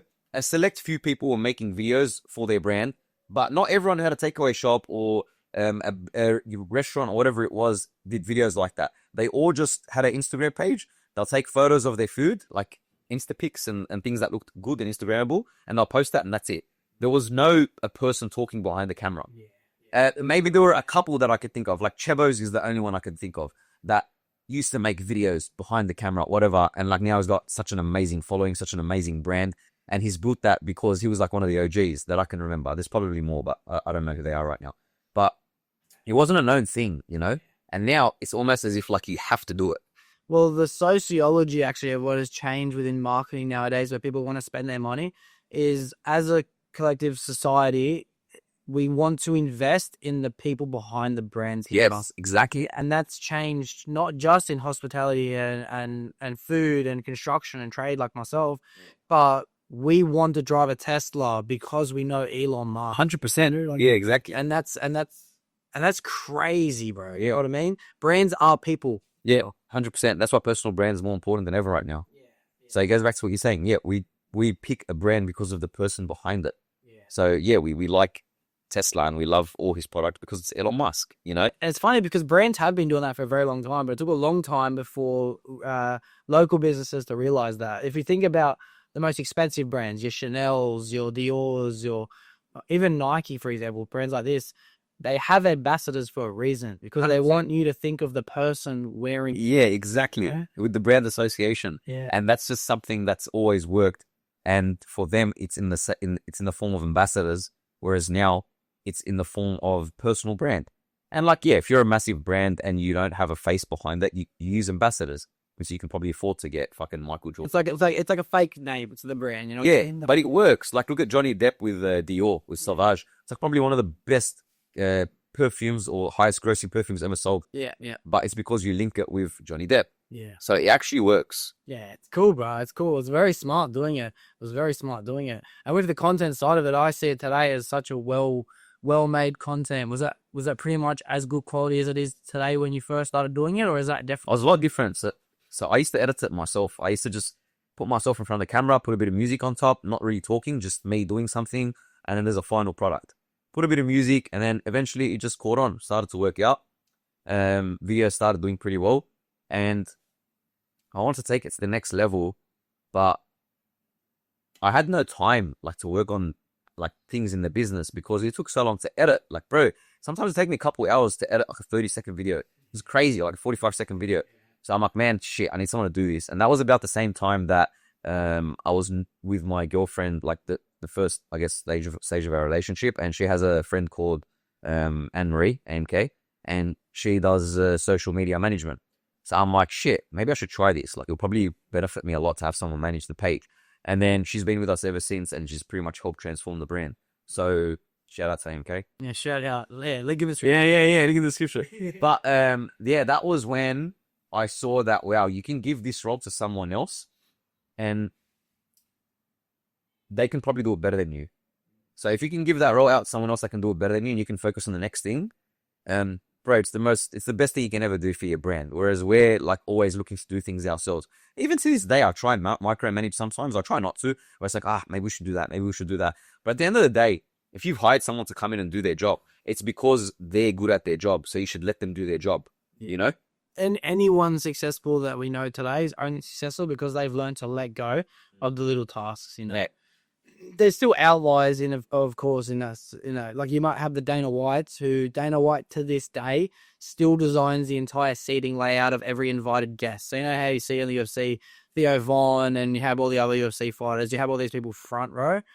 Dana White's still the guy deciding where everyone sits, deciding who fights on which cards. He still makes all these big decisions, but he does not manage the social medias anymore. He does not manage. He does not look after. As Pass it on to someone else that can do the job better. Yeah, you know? Especially any big YouTuber, all the big YouTubers, they decide, all right, if I really want to make it, I got to stop letting someone edit. I can't edit and do all this. 100%. And then it's like streamlining everything. Yeah. So instead of making one video a week, oh shit, now I can work on 2 or 3 because someone does my editing. And it's hard because, for example, I'll use my girlfriend in this example. She doesn't like other people editing her videos because she has a vision of how she likes to edit it. So that's where it's hard for people like her. We're a bit like OCD with it. I mean, look, I said at the end of the day, you can bring someone on to edit the way that you like, and it's not going to be perfect at the start, but eventually you work with them to find somewhere where you're both happy. And they eventually like what you like the work that they do. And it takes a lot of work to put it in. And maybe she's just a bit OCD and she just wants to do it herself. But like, yeah, it does take a lot of time. I get it, but trust me, I've been wanting to hand off my editing for a very long time, and I struggle. It's like, that's my craft, that's my baby. Yeah, 100%. It's your baby. Yeah. And if everything I've done in that podcast is gonna be either a make or a break from the editing. You know, you can edit the coolest video, or the video can be so bland, but the way you edit it is everything. And I saw that in the way we did our a couple of videos that we did recently was like an emergency meeting. Yeah, right thing. great. Did you see that? Yeah, fuck it. So empty. Yeah, it was bad. Yeah. So, I had the idea to use like high quality cameras and shoot proper skits on Instagram, like reels and TikTok, because everyone was using their phones. So I'm sitting there, man. I'm like, fuck, like if everyone's making videos now, I'm not special anymore. What's the next thing like up from this? The next thing would be like, getting proper mics, getting proper cameras, and proper editing, and creating a story and doing skits. This is something that we're just scratching the surface off, and we're going to get into it a bit more now. So I went to DK, shout out that media crew, who does all like amazing filming and editing, and I knew he was the person, just the person to speak to. I told him the vision, and then we pretty much made something work. Before the editing, it looked good, but it was a bit more bland. Whereas when he went hard out with the editing and everything was done, bro, it looked like $1 million. It was the most perfect product I've ever seen in my life, and it was all from the editing. Wow. Yeah. Yeah. Wow. That was sick. And is that something that you want to start continuing to do with the content? Yeah, 100%. 100%. Yeah. So I'm already thinking of stories for the next one. So with that, the reason it was made was to introduce the new shop.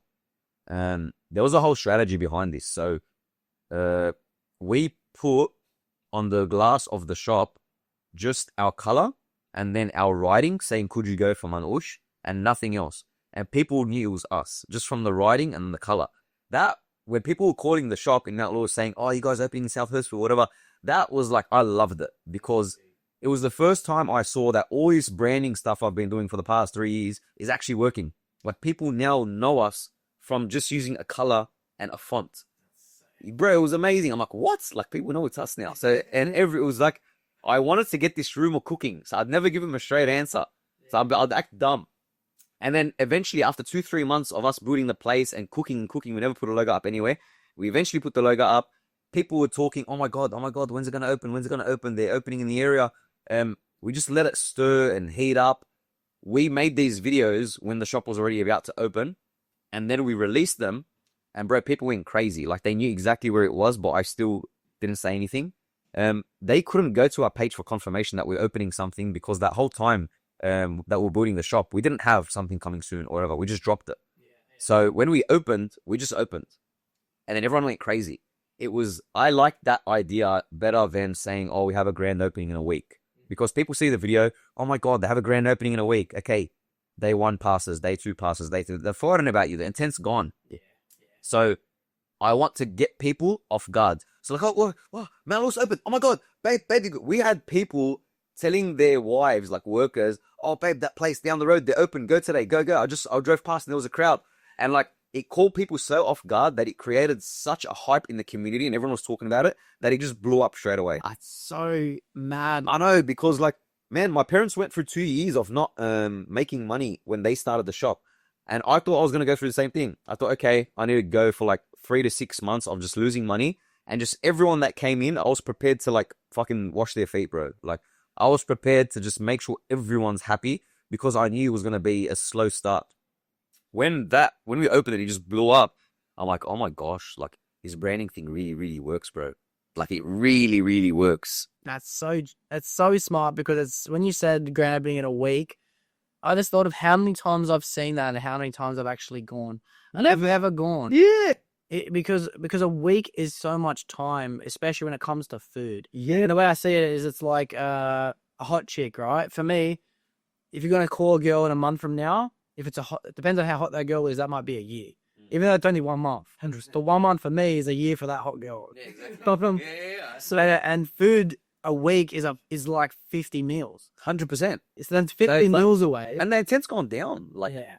and then, but like, yeah, if instead of that, if you just saw like, oh, they're now open and it's a big hype, you're just going to be like, shit, they're now open. It's almost as if you've missed a train because it catches you off guard. It's like the little boo-boo, bro, you know? Yeah. I don't even know what's going on. Did you have any other brands and stuff in mind when you were thinking about how you wanted to present the business to look, even if it wasn't food related, but is there any other brands that you look at and you think to yourself, like, yeah, they're really smart with the way they've done it? Because that's not a very popular thought, the way you dropped the shop, you know what I mean? The way you dropped that, like, you know, well, I'm not going to let anyone know. I'm just going to let it just be like a secret thing that people, it's almost scarcity. Just create scarcity. Yeah. Is such a smart business move. It's create that inside the food world. That's crazy. So one of my mates was actually brought this to my attention because of how obsessed they were with Cartier. So the brand Cartier, they have this brand that it's like you look at it, and you're like, wow, it's Cartier. So you buy that love bracelet because it's Cartier. It's about 10 times the price of what it actually is in gold, probably even more. But you buy it because it's Cartier. So him more than anyone has made me realize that my brand is like a diamond. Never really looked at it like that. I always initially thought, oh, franchising straight away. Let's open shops. Let's try pump this out. We could even open smaller ones that like Express. We don't even have to eat him. But then I started seeing that, no, your brand is a diamond. And then the more you hold that diamond, the more people will want it. So you actually have to think that way with your brand. So whatever you have, any brand that you're starting, don't think of it like you can just pass it around. Be very, very mindful what you do with it. I'll be honest with you. I've had about 15 inquiries, serious inquiries to franchise in the past 2 months since we've opened. And me, Jason, a year ago would have been like, bro, what do you mean? Let's open 15 stores. But now I'm like, nah, I'll wait a bit. From those 15, there's probably about 2 or 3. One, the sister works for us, and then one is a close mate. They're the only 2 that I'd probably consider because I actually know them, and then I can trust them holding the brand. Everyone else is like, you just want to put your money somewhere and then make, like, I didn't care about that. Like, people come up to you and they're like, I'll give you this much money. You can do whatever you want with the brand. Like, bro, I don't care. Like, I can save the money myself. That's not the problem right now. The problem is, how are we going to run this place and how are we going to maintain what the brand is? So I can easily open a Mount Lewis in a very, very dense area that they're expecting me to open, but I would rather not because I want it to be a diamond and then I'm not going to give it to anyone.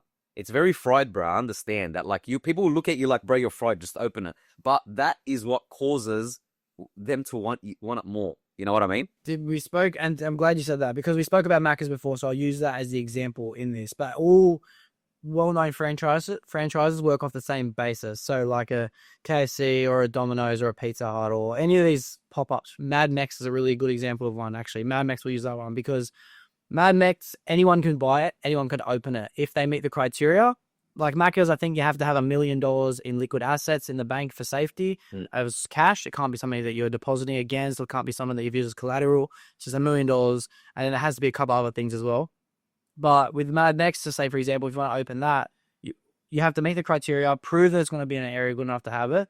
And then you have to make sure you follow exactly the way they tell you you have to do it. But there's no room for customizing. There's no room for price changes and pop-ups and specials. And you have to make sure you clean everything by this time every night. You open by this time, you know? Yeah. And to put that strict guidance on a business is so important, especially. So I'm glad you're one being smart by not letting everyone do it. Yeah. When you said, I bet people look at you like you're stupid.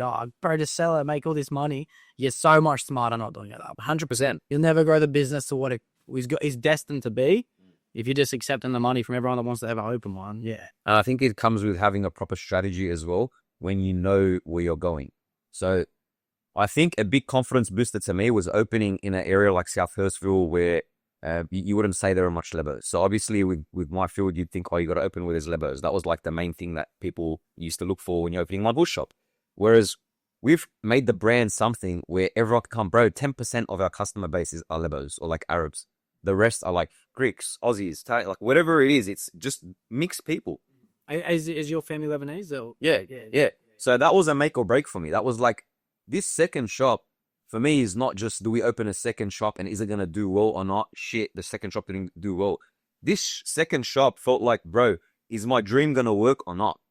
Like, this was it. That's it. It's like, as soon as I felt as if I can open this second shop successfully and it does well, bro, I feel like I've gotten what I want. I've built $1 billion empire already. It's just in good time. Yeah. Now it's about timing. So that's where I'm at now. Like, I feel like I've made the brand into something that everyone accepts and loves.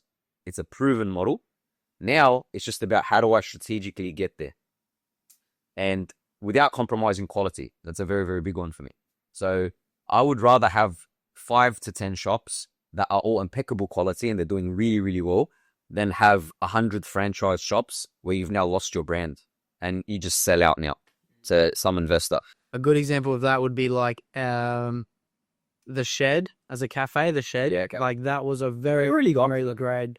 It's still a decent cafe. You can get all your basic stuff from them, but they have never been ran the same as they were when they were franchised out. You know. Okay. Another one would be like XS. I think it's called XS Cafe. Yeah, I think I've seen them once or twice. So I'm not sure. I don't really visit these places, so I don't really know the quality, to be honest. I love my cafes. Like, I'm not a massive coffee enthusiast. In fact, I'm below average when it comes to, even though I drink it every day.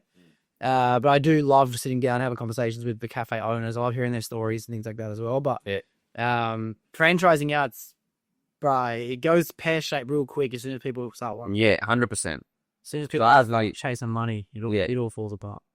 So what I've learned recently from a guy who has done it before, I won't say the brand here, but we all know the brand. And I'm pretty sure they've exited for a multi-9-figure valuation. Wow. And yeah, happening now, pretty sure. But I get a lot of my advice from him. And he's actually told me recently that, bro, I was asking about franchising. All these people asked me to franchise. Well, he told me, like, man, Jace, you only franchise if you need capital or if you're losing control and you can't manage. And me growing up, I've always thought of franchising as that next thing, and it's the mandatory next step to take. I thought that going to an investment fund and then giving up some of your company for a massive valuation was the next step to go, but it's not. Those are usually the next steps if you've run out of cash or if you need more cash to start up your business and to market more and whatever. And only till recently, I realized that I am not in that position. I can grow the business off our own income. Thank God we're profitable and I can open the 3rd shop. When it comes to opening the 4th, the 5th, the 6th, I'm not going to say now if we're going to start franchising or not, but I can see us running them all from a head office. You know, at the end of the day, all you need is a really, really good manager to be on top of everyone.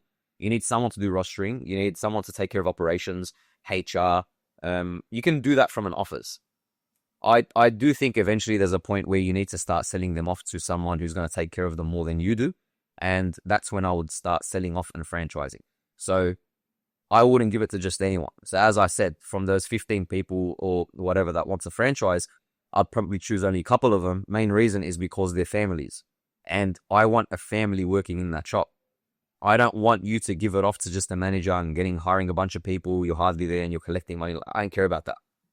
I am here for the journey and I'm here to create an impeccable brand that's going to last, you know? So that's why it's so important for me to have someone in there that that's all they do. All their life depends on it.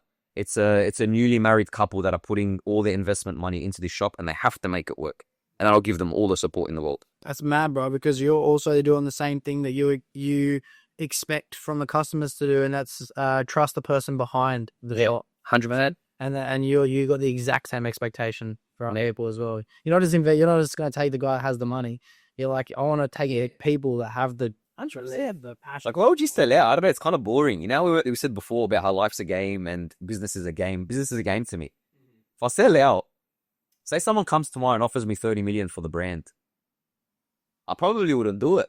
Because then what am I going to do? I'm just going to go open the same thing and then just start again. Bro, and to be honest, like that, I think about it the same way as well. If I have the option between continuing to grow something I love or taking a bunch of money, I'm just going to spend the money. I know. How boring is that? You know, like I'd rather live a life where I've just tried and tried and tried and it's just fun. Like to fail and to succeed. The whole journey is fun, man. Like you've probably noticed with anything you do, once you accomplish it, you're like, shit, the journey was the fun part. You know? So say you were to build an empire that got you $100 million in your bank account. Let's use a wild example. You'll probably, once you get it, you're like, shit, that was fun. I wish I could do that again. Like that problem that I had that one year where I thought my life was over, it was like the coolest thing in the world. I want to go through that again. But it's only because you know you made it out the other side. Yeah, it's actually a very, very common thing for very high achieving people who have made, but let's just say the Tom Brady's of the world or Michael Jordans of the world or these level of fame achieving successful people. They find that once they reach the end of their careers, they're like, I did it. Like, I mean, I'm actually sadder than I was. Yeah, I know, because like, what do I do now? What's that? Pursuit of greatness. And that's why I think you should always have a massive, almost unachievable goal in your head. So you can always be looking for the next thing. And it should not be money, because you can always get to that point in money. Whereas if you have a massive goal in your head, like, oh, I want to help with world hunger or whatever it is, I want to help with children on the streets, I want to give them education. For me, what hits my heart is all the homeless people in Lebanon, especially the kids. They come up to you on the highway, they try to sell you chewing gum, whatever. It's their parents that are telling them to go up to you because you're not going to give money to an older person. You're going to see a kid, you're going to give it to them. That still hurts me. Like, I look at these kids, I'm like, bro, at your age, I was like, obviously I was taken care of, I was going to school, and that really, really annoys me. How old were you when you first encountered this? Oh, this was probably a few years ago when I went to Lebanon, and I noticed how many kids were on the street and how many parents abused the kid being on the street to make a profit out of them. And being Lebanese yourself as well, I guess you realize real quick, like, there's not much difference. Just 100%. And then it's not only in Lebanon, you realize, like, these kids actually have it good compared to maybe some kids in Africa that, like, don't even have access to water. So how can I sit here and have all these great things happen to me and sit in a mansion, whatever it is, and go on all these holidays when there's people suffering around the world? Like, I don't care. What? Like, bro, I'll give up my life for this person to have shoes. I don't care. Honestly, believe me when I tell you, like, for me, because I'm so empathetic and sympathetic, it's literally about how much good can you provide to this world, and that's worth everything to me, you know? It's crazy because it's hard for me as well. I haven't really traveled that much in my life. Like, I've gone to all the local countries. So say your Thailand, your Bali's, your Fijis, your New Zealand, everywhere that you can pretty much reach. I've gone there. I've never flew for more than 12 hours or anything like that. But so I've never really been that exposed to especially the problems that come in like places in Europe and places in like that. But in the short times I went to, like, say Fiji, for example, I met some local people working in the place I was at, and they invited me back to their village. So I just jumped in a random bus and I just fucking drove out to the middle of the bush, and I went. So good, bro. I love that. And I was mind blown, bro. I was like, there was no separation between inside and outside. Like, floor was the same. There was like a door that I don't even know realistically if it was a door or just a doorway now. Yeah. And I had my old man with me, and then I had a couple mates with me as well. And I was like, we were trying to say to them, they fed us. They gave us kava. We had a great afternoon with them. And then we tried to say, what can we give you guys? Like, how can we help? What can we send back over? And they were like, well, we pretty much got everything. Like, we're sweet. And bro, how amazing is that? I never stopped thinking about that. Because they're looking around, they see the essentials, and they're like, we got everything. We're the people we love. We got food, we got shelter, we got water. Yeah. And they're happy. Yeah. And then the people I was met and I was speaking to them, the reason why I wanted to go back is because they were telling me about their village, right? They were asking how much money do you make in Australia. They were saying they earned they had like the best job you can get in Fiji, which is working at the resort for like less than $200 a week. Wow. And I was like, wow, that's not much money. But it turns out that $200, they don't get it. That's for their village. So everyone that has a job in their village, they just put their collective money together, and it doesn't matter if you work or don't work, that's your village's money. So the older people are provided for, the kids are provided for, the disabled people are provided for, and there might only be like, let's just call it 50 people per village, you know. But if there's 10 people working, they've supported the whole village, and it changed my perspective on life, bro. Changed it. I was like, I didn't know that. That's amazing. Yeah, bro. That's why there's a lot of people from over in Australia from other countries, like say, especially like Philippines and Fiji and other islands as well. All their money's gone back home. Vietnam, like all their money's gone back home. I'm just thinking to myself, like, bro, I'm self-centered. 100%. And we're so fucking greedy, bro. When you see shit like that, like, that's actually amazing that everything's going back just so they can help their family. Yeah. And then with that, they feel like what they're doing is actually going towards something. Purpose, bro. They have purpose. And that's what, and people like, maybe I'm putting words in your mouth when I say this as well, so maybe you won't understand, but I feel like people that dream high and they chase more and they're visionary type people as well, they're always looking for purpose. They're always looking for the next reason and why. And for me, I'm always trying to pick up the next thing and try out the next thing. Yeah. Even if I have my career figured out or my content figured out or whatever, I want more purpose, right? But purpose, as Jordan Peterson describes it, is no different than the definition of responsibility. The more responsibility you have in your life and the more purpose you have, the heavier the rock, pick it up. And then the more purpose you have. And that's all these people, they're so happy, bro. And you get the most out of it as well. Yeah. I think like something like, man, that I say, look, me in this conversation with you, telling you, oh, when I achieve this, I'm going to help the world. Why can't I help it now? And that's something that I'm going through now. And I think everyone goes through it. Like, I'm not perfect, bro. You're not perfect. None of us are. So we can sit here and talk as if we're gods amongst the camera and we have all this advice, but we're still trying to figure it out. And where it is for me is like, why can't I start now? And I do with like small things. Like if I see someone, I'll give them money if they need it. If it's a homeless person, whatever it is, I try to help as much as I can. But why aren't we giving as much as we say we're going to give in the future now? And as much as God wants us to be giving, bro. Like, you know, I mean, I'm the same. Like it literally says in the Bible, like, give up 10% every week. Kind of, it doesn't really literally say that, but it's been traditionally said as that.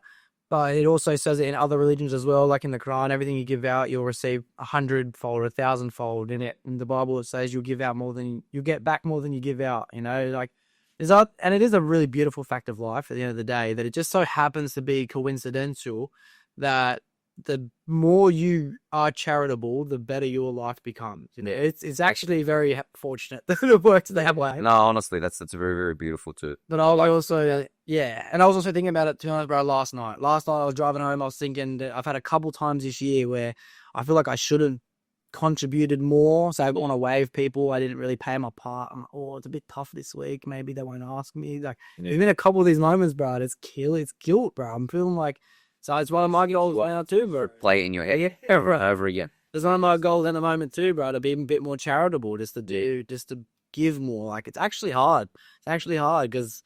But how good does it feel once you do it? It's the best thing in the world. I've said it on so many episodes, bro, that we are a survivalistic species. We want food, we want water, we want shelter. We want to make sure that our futures are good and our kids be able to grow up. Yeah. Why does it feel so good when I give out money to someone I don't know? Why does it feel good when I give people presents for Christmas? Why, if we're a survivalistic species, is it so much better to give it to someone else, you know? And that to me, that's God, bro. That's how I describe God. Yeah, because I don't have an answer to that as well, and you're right, because it does feel amazing to help people. Like no other creature does that. Yeah, no. So it's just it goes back to love, you know, and just loving people and then providing for them and feeling like you're responsible. But it's just the care. Yeah. You know, that's everything. And that's where I think, we're going to get most of our happiness from. There's this quote that people say that's charity is a gift you give yourself. Yeah. And that's almost like a dig that people say to people when they do donate 100 grand. Well, it made him feel good. Yeah. And I think that's a good thing. If charity is a gift you give yourself, that's a great quote. 100%. And it comes to the help that you do to the people within your business as well. So one thing I've realized more recently is people are your business. And any business you have, it's people first. And it's very, very easy to get lost in, I need to do this to change the business or this to change the system or adopt AI here or whatever it is. Don't get me wrong, it will probably help you. But at the end of the day, if you're not taking care of your people, then your business isn't going to succeed. So it's always about people. Even in a world where everything's becoming automated and whatever it may be, you always need to put people first, because that's where we're going to get a warm feeling from. I picture a shop that the whole thing's run by AI and you can go get something made for you, like a burger made or whatever, by pressing a button. I feel like in the future, people aren't going to want to go there because it's going to be very cold of an experience. It's like robotic and shit. Whereas we're looking to go get our coffee from the barista that we know, if it's for that conversation, for that 1-minute conversation, like how was your day or whatever it is. And we're social beings. And that's why I think we should just make sure that we put people first. And that's probably the most important thing. And I bet that's a very hard thing to learn, a very wise thing to learn, but it's a very difficult thing for me to understand, especially being a business owner, you know, and it's admirable. It's admirable knowing that someone who is growing a business is able to constantly think about their responsibilities, which is their 100%. you know, Bro, if someone's giving me all their time, because I got a couple employees, I like to even look at them like partners. That I have one that's given us his whole life. He's been there from the beginning. One who's came to us at 18 years old or something, and just pretty much like at that age, you're like, what do I do in uni? What do I do here? This guy came to the business. So now I have this responsibility that I have to put this guy in a Lambo. Like, you know what I mean? Like, bro, if this person's giving me their life and they're looking at me and I'm telling them about my dream and they're also seeing it, I now have a responsibility. Like, bro, like you're coming with me. You know what I mean? And you have to think like that, because if someone's going to give you all their time and their love and they're going to help you as much as they can, you have to give that back. You can't be greedy with it, you know? And if you're gonna aim for the private jets and fly around the world, why sit in them by yourself? And if you're gonna fill them with seats, Exactly. fill them with the seats with the people that helped you get that private jet. Yeah, exactly. You know? Like in that gym, these random people. I haven't seen you in 15 years, bro. You know, put up with me. Thanks for not believing in me. Thanks for not enrolling. Yeah. Yeah, That's sick, bro. that's pretty much what I'm trying to do now. Like, just focus more on, I don't know, the now, and then also how can I help, how I want to help in the future, but how can I do that now? Like, after the second shop opened, and like, thank God, now it's doing well, and I'll probably start looking for the third. And then we'll just go from there and see what happens. I feel like my dream has been achieved, but it's just in due time. So now it's just about be patient. Eventually you'll get there. So that's that covered. I don't want to feel as if I have to get that to be fulfilled, because it's true for me, but it's a future truth. So if it's true and it's going to happen, then like you should just be fulfilled now. Yeah. And if you're fulfilled now, then you can do the work that God wants you to do. So maybe I should be looking at that. But then that goes again with, how do I better myself to be ready to help people in the way that God wants me to do it best? You know? So it's almost as if it always goes back to, how can I grow myself as a person to then give it to the people around me? I love that, bro, because I'm actually hearing the realizations in both of us through this conversation, you know what I mean? And it's like, I kind of had this idealistic plan of what I wanted myself to be like in 10 years. For me, 35 is like, I've always looked at... Yeah, me too. Like 35, that's the age. I feel like that's a hectic age, you know what I mean? Like, for me, I see like, okay, all this hard work, especially when it comes to like training, it's like you should have a mad frame by 35. You should have like a mad story by 35. Hopefully, God blessing, you have a mad wife by 35. It's like... Literally that age. I don't know why. Bro, you're in mad condition, bro. Like, you're a man. Yeah, you find what I'm saying, right? And I kind of thought to myself, like, what do I want my life to look like? What do I want to have achieved? Like, how do I want to live? And I realized, okay, I want to have abundance of things. I want to spend more time with my friends, more time with my family. I want to not stress. I want to not worry. I want to kind of be wearing clothes that I like, that come out. I want to be driving a car that I'm happy driving. So I just started living that life now. You know? Like, it had nothing to do with having this much money or this many properties or this and that. It's like, I don't need, to be honest, like, I haven't even bought a car yet. I still drive a company vehicle, which is a truck. Yeah, I drive the company van. I got my Hilux at home, but... Yeah, I have nothing I could pick up chinks in, trust me. But it's like, I'm happy now driving it, you know? 100%, because you're living in the now and you're happy with what you have. Yeah. And man, as soon as you step away from what this world expects of you and you're just doing what you're here to do, then you're happy. And that's ultimately what you want to be. And then, like, yeah, when you're 35... Like man, when I went to LA, I rented a Lambo. I wanted it for 5 days, and that was the first time I ever drove a Lambo. I'm like, nah, I want to drive it. I want to know how it's like to have one, and then I'll be happy. And I got it, and I was driving it, and then I got over it after like a day or two. And then I'm like, shit, thank God. Well, it's hard to get in. Yeah, it's just annoying to drive. Fuck, I'd rather a Range Rover or something. It's like half the price. But man, it was like, I don't know, it was a big wake up call that like you eventually get what you want, but then it's like, okay, what now? Yeah. You know? So maybe that's not the plan, but you kind of, like, for example, me, I use it as a benchmark of like where, like, okay, this is where I want to be. But when I say like, oh, I want to have a Lambo and a mansion and whatever, it's not the items that I'm saying I want. It's the fact that what we were saying before, like, what do I have to do to get to that point? So that's only a cape that you wear as a milestone. Whereas the actions that you took to get there are everything. And to be honest, by having those goals as the Lambo and the mansion and whatever the situation that people can manifest in their head to be, once you hopefully achieve those goals, you have created the bigger goal. And it's hard to create the big goal without the goal already. So you might tell yourself, I want to be able to run 10Ks. Yeah. If you really want to run 100, you start with the 10Ks. And by the time you can run 10, now 25 looks a bit easier. Then maybe you can do a 50 and you'll be able to get to 100Ks. You know, maybe by the time you get to the 100Ks, which was the original goal, you might be looking at doing an ultra marathon. Maybe you might say I can do 200. Exactly. And it'll just always change depending on what you've done in the past. It's just only going to go up. You're never going to go back down with your goals. Yeah. So that's why I say, like, man, I'm not here to build only Mount Uspedrea and that's it and then just live. It's like, I probably don't know what I'm here for yet. Whereas this is what I've been built with, and let's use that for now. Eventually, maybe I'll be guided upon my next path only when I deserve it, which goes back to being the type of person that you need to be to deserve that, you know? That's sick. There's something I want to say to you as well, but on that quick subject before I say it, is that whenever I'm having the conversation with especially a friend who believes like I do, even if it's not in a sense of Christianity, it might just be in a sense of high power, I always say teamwork is involved. Always remember the teamwork. God created the opportunity and you took action.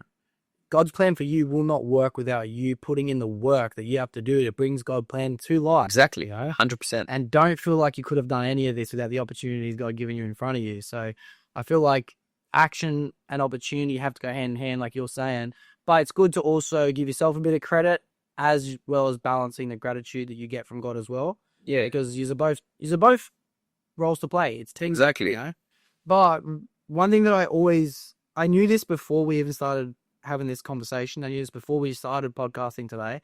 And I knew that you were aiming for high success and I knew you were going to achieve a lot of things in life because we talked about doing this podcast a long time ago. Yeah, we did. I don't know how long ago. Like It's 7-8 months. it was a lot. Yeah, it was Before last October, and I knew that I was looking at this shop. And you know what? That shop has been your priority ever since. Yeah, ever since. We've actually touched base maybe even 3 or 4 times or more. Yeah. Even if it's quick phone call, quick text messages, this and that. And it's like, trust me, I want to. I really want to, but I can't. You know why? Because I felt like I wasn't deserving of it yet. And bro, that's like, you know?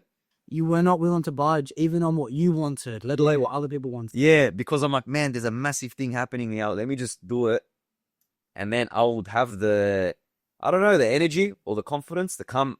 Man, I felt like I was a joke if I was to come. Not that I am, but like if I came at that time, I felt like, what am I lying to myself? I was in a stage of like, what's my next thing? I've been sitting on this shop for that long.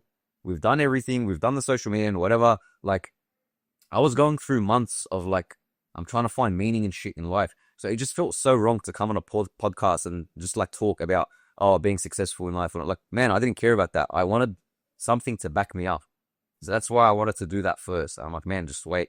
And that's why, like, I've had a couple people ask me, but I don't really care about it that much. But I saw that you were like a cool person. And yeah. And then I'm like, I'll have a conversation with this guy and I'll be open about it. Whereas it's not something that I usually do. Yeah. So that's why I'm like, as soon as you open and like everything was good, I messaged you back straight away. I'm like, bro, I'm ready. Let's do this. I'll slack with it too. I'll have in the back of my head, yeah, we're about to do a podcast. It's coming. But then leading up to it, I'll just want to be texting because I think, yeah, it's coming. Yeah. When you messaged me saying I'm ready, I was like, yes, bro. I'm sick of annoying you. Yeah. So it's cool, bro. Building the proof before the promise is so hectic. Exactly. That's what it is. You know, like I just had to do that to then eventually come out here and talk and whatever.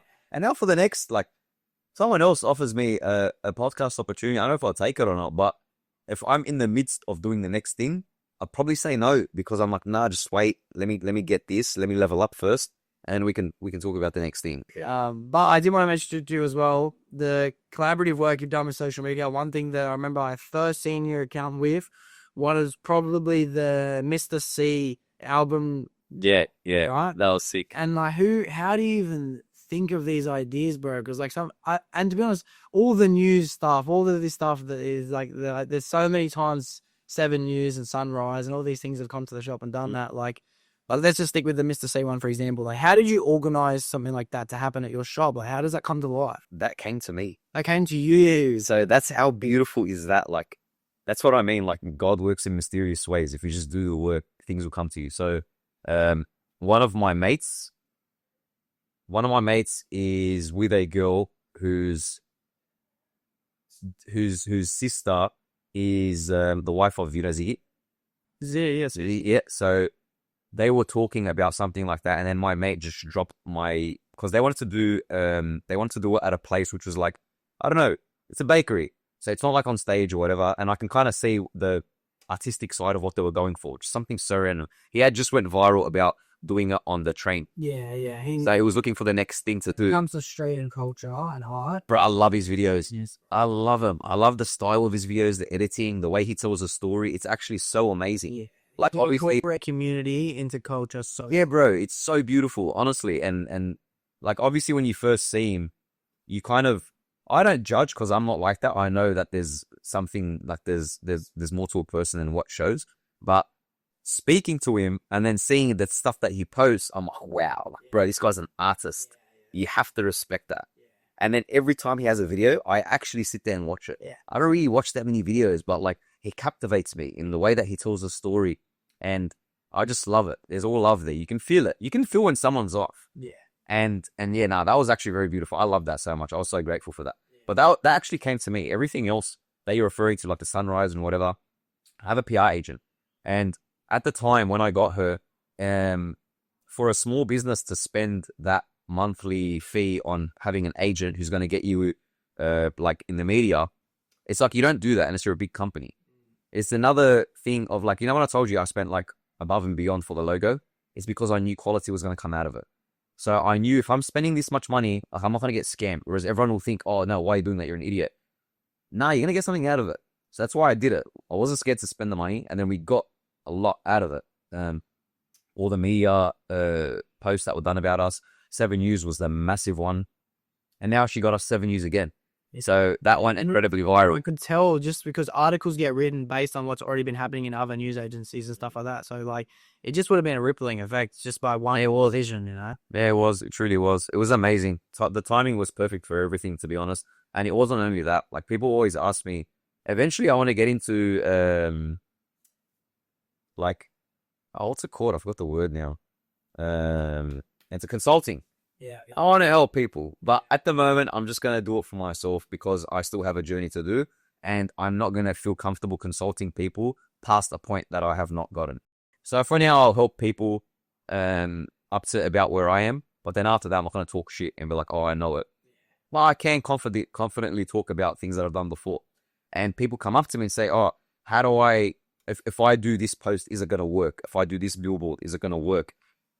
Man, the truth is it probably won't, because I see marketing as a web, and you need to have all these things working with each other in synergy to create the magic that you see on screen. So it's not only the sunrise thing. It's not only that viral post. It's not only the cool branding or the renovation that I did or the new shop. It's all of it working together. And to be honest, bro, I remember specifically at the time in which I seen you brand for the first noticeable moment of like, what the heck, they're doing it at the pizzeria. Like, Yeah. I'd already seen it so many times in that chapter of social media for me. You're like, got surfing through pages, seeing who collaborates with who, cafe tours, restaurant, food reviews, all these things. Like, there was so many times you popped up, and it was just like, this guy. And then when I see our thought, That's him again. this guy's everywhere.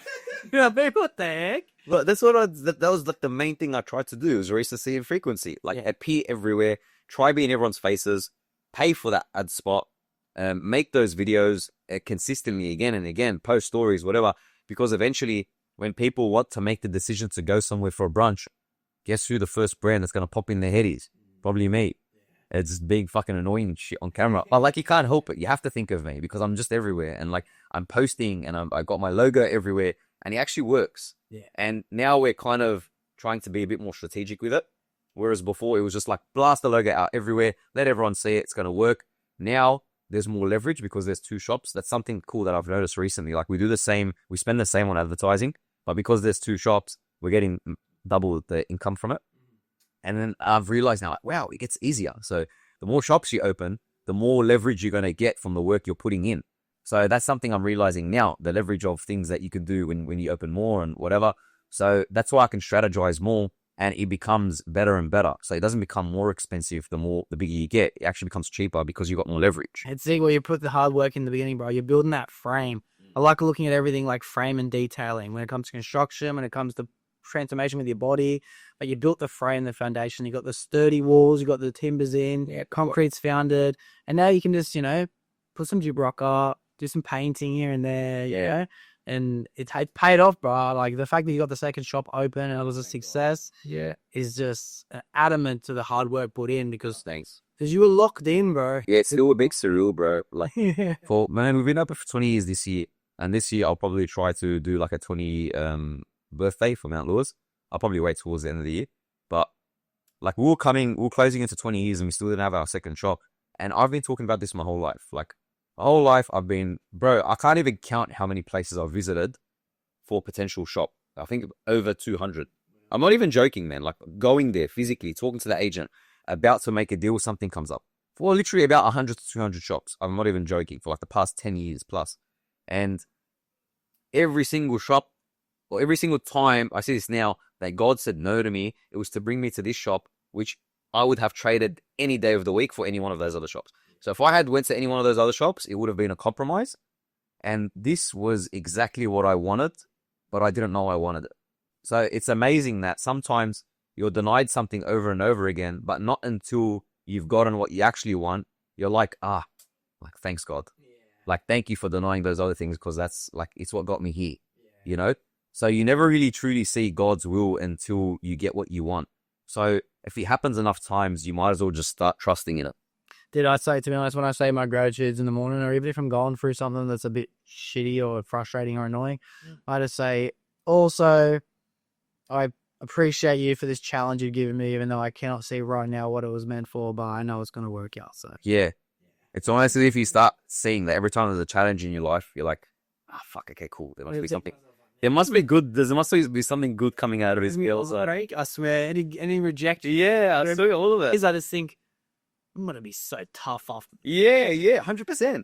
But that's how it is. Yeah. You're being toughened up. And then God gives his strongest battles to his strongest warriors. Or what was it? Okay. He gives his heaviest cross to like his toughest warriors.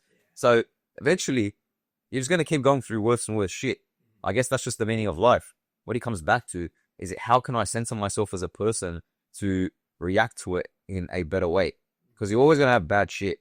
Like, bro, I do Tai Chi, and I've been doing MMA for like 12 or 13 years. A bit less that since I've been with my girlfriend. But I used to train like a lot, maybe 5-6 times a week. And I used to love the Tai Chi and Kung Fu part of it. I used to love how it would center me, how I'd feel like cool, calm, and collected at all times, especially after doing my forms or my Tai Chi movements. Anything, the bad's always going to happen to you. But if you can control the way that you take it, that's everything. And if you can just get back up like nothing happened, it's not crazy. It's just, that's how long it took me to get over it because of how centered I am as a person. So there's all this mess and clutter that we have in our head. It goes back to the chaos thing. There's all this chaos in your head, and you can make the equal and opposite amount, which is order. So the more chaos you have, the more you have to play with to turn into order, and the more cool, calm, and collected you can be, because you've seen all that chaos. It even makes more sense to me now. The second time you say it, bro, and it blew my mind the first time. I love that. I love that. Yeah, that's cool. It reminds me of this quote, everything you're saying now is from this book called The Subtle Art of Not Giving a Fuck. Yeah, I read like the first few chapters of that. Yeah, okay. There was something at the very, very end. It might have been the last third page from the end, I think. And it said, the goal of life isn't to get rid of your problems. It's to find bigger and better problems. Yeah, nice. Yeah. It's inevitable. Things are going to go wrong. Things are going to suck. Things are going to be challenging. You're always going to get worse. Keep aiming for better things. And there's always going to be a better out of it. Yeah. That comes out of it. Imagine being at the point where you're like, oh, man, I was a waste of $1 million. That's a shame. So nothing happens. Yeah. Oh, my God. So, yeah, bro, it's cool. I honestly, bro, I feel like we could just yarn and yarn and yarn and yarn. Yeah. Unfortunately, there always has to become an end to every episode. And then the camera's probably about to die again. So. Yeah. Fortunately enough, the cameras haven't given me too much grief. Believe me. Maybe we'll have a part 2 one day. Trust me, I love saying these at the end of what's always a great episode. I mean, I'm loving talking to you. There's so much we haven't even touched the surface on, so we're going to have to catch up at some point and do a part 2. All right? We'll just let a little bit of time go past. Let me become a little bit better of a host, all right? So you can come back and be like, damn, look how much he's improved over time. Thank you. Yeah, nice. But it's so far, it's been an incredible conversation, but I can't let it go without asking you the final question that I've asked every single person that's ever done the podcast before. So the final question is, if someone came to you because they're feeling depressed, mostly because they were just lost, is there any advice you'd give that person? Yeah. Just keep going. You've probably had this answer before, but I think that's everything. I think the more that you sit there in your depression, the more you're going to let it eat you up. And then I think the main thing that you need to do is to just keep moving. Look at a cockroach when it dies. It's because it flipped over and it just stopped moving and it died. Or the ants came and ate it up. The more you quiver up in your bed and you don't move, the more you're killing yourself. And you won't see that until something wakes you up and you're like, nah, wait, I need to keep going. And that's probably the most important thing. Whatever it is, get up, go for a walk, go for a run, go to the gym. That's probably the easiest thing. Read a book. Whatever it is to get your mind off that is what you need to do. So we have all of this. I don't know. I feel like these days we push too much on you have the help there if you need it. And then you get prescribed all these pills and all this shit. And then they're just putting you in a spiral downwards. Whereas you just need to keep moving as a person. It's like a shark. You need to keep swimming no matter what happens. And it's easy for me to say that now when I'm not going through something, because when you're going through something, you do just want to sit there and cramp up and whatever. But man, what's the whole point of doing that if you're just going to be sitting in your misery and only burning yourself more and killing yourself more? There's no point of that. So every time I feel that way, I try to do something to get my mind off it. So if someone's coming up to me and they say something like that, man, the most simple answer is go for a walk, put on a music that you like, put on a podcast you like. Me, when I'm upset or when I'm a bit anxious and stressed, I put on my earphones and I go for a walk. And then I'll listen to a podcast, I'll pray the rosary on YouTube, or I'll listen to music. And then generally after about an hour and a half of walking or an hour, like I'm happy again. And it actually works, you know? So that's why the most important thing is just to keep moving forward, no matter what it is, no matter, like, unless it's a very, very bad thing you're going through, like the death of a family member, then 100%, like, feel those emotions. I think a very important thing is to realize that what you're feeling now is for a reason. It's because God wants you to feel that. So if you're depressed for a reason. It's because you're going to turn that into something amazing in the future. So energy can't be created or destroyed, which means this energy you're feeling, depression is an energy, can be transformed to something else, which is why you're feeling that way. So it's almost as if you can see that this person's depressed and they're going through something. I can see that you're going to be meant for great things in the future because of what you're going through right now. You're not giddy and just going through life. You care about something deeply. And that's enough to make you passionate to keep going and to create something amazing in this world. So it's almost as if you're in that state, obviously you're not going to see it, but like, man, you got some great things coming for you. If you're feeling that when you're that passionate about something, then you're going to change the world. I love that because it kind of summarizes what we spoke of in the exact beginning part of the podcast with the balance between chaos and order, yin and yang, kind of light without darkness. Yeah, exactly. Like, maybe depression is just the polar opposite of what you're actually feeling on the other side of that. Maybe it's the motivation. That's exactly what it is. Maybe it's the passion. Maybe it's the drive. And I think depression does get confused a lot with a lot of terminology. It's summed up into one big basket of stagnant, grief, misery or loss. Like, all these things go into play. But the depression that I'm referring to definitely comes from a place of being lost. Where do I go from here? What do I do? Yeah. Grief is different. I heard it quite recently, and I might say it because it really helps. Grief is just love with nowhere to land.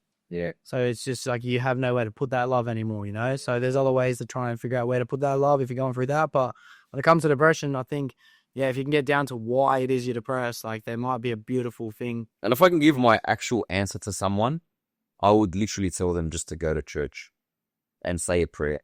Whether it's to, even if you're Muslim, go to your mosque and say a prayer. If you're a Christian, go to church and say a prayer. Just pray to God. And then I think that's the most important thing you need to do, to be honest with you. Like, you can say that to someone, but if they're not ready to hear it, they're not going to have it. So you just tell them, go for a walk, do all the things that I mentioned before. But if you are Christian, or if you do believe in God, in any God, say a prayer. I like to pray to Jesus. And if you're open-minded to it and you're not Christian, try it. You know, I think you really, really like it. He's a very loving God. But That's probably the most important thing. I think if you're in any type of rut, if you can manage to get yourself to church and then to pray and then to be involved there with the parish, with the community, you can pick yourself up from the darkest times because God's there by yourself. God's there by your side. And if God's with you, who can be against you? Drop mic. What a drop. What an absolute drop, dude. It's been that was a fantastic answer to wrap up. It was a fantastic episode. All right. It was in depth from the moment it started. Doesn't that? I'm just like, fucking bro, almost 3 hours. It flew. Hey, what the hell? I was saying to my girlfriend, like, babe, what do I talk about for an hour and a half? yeah, I don't know. As soon as it started, I thought, Like, yeah, it's gonna be a good one. yeah.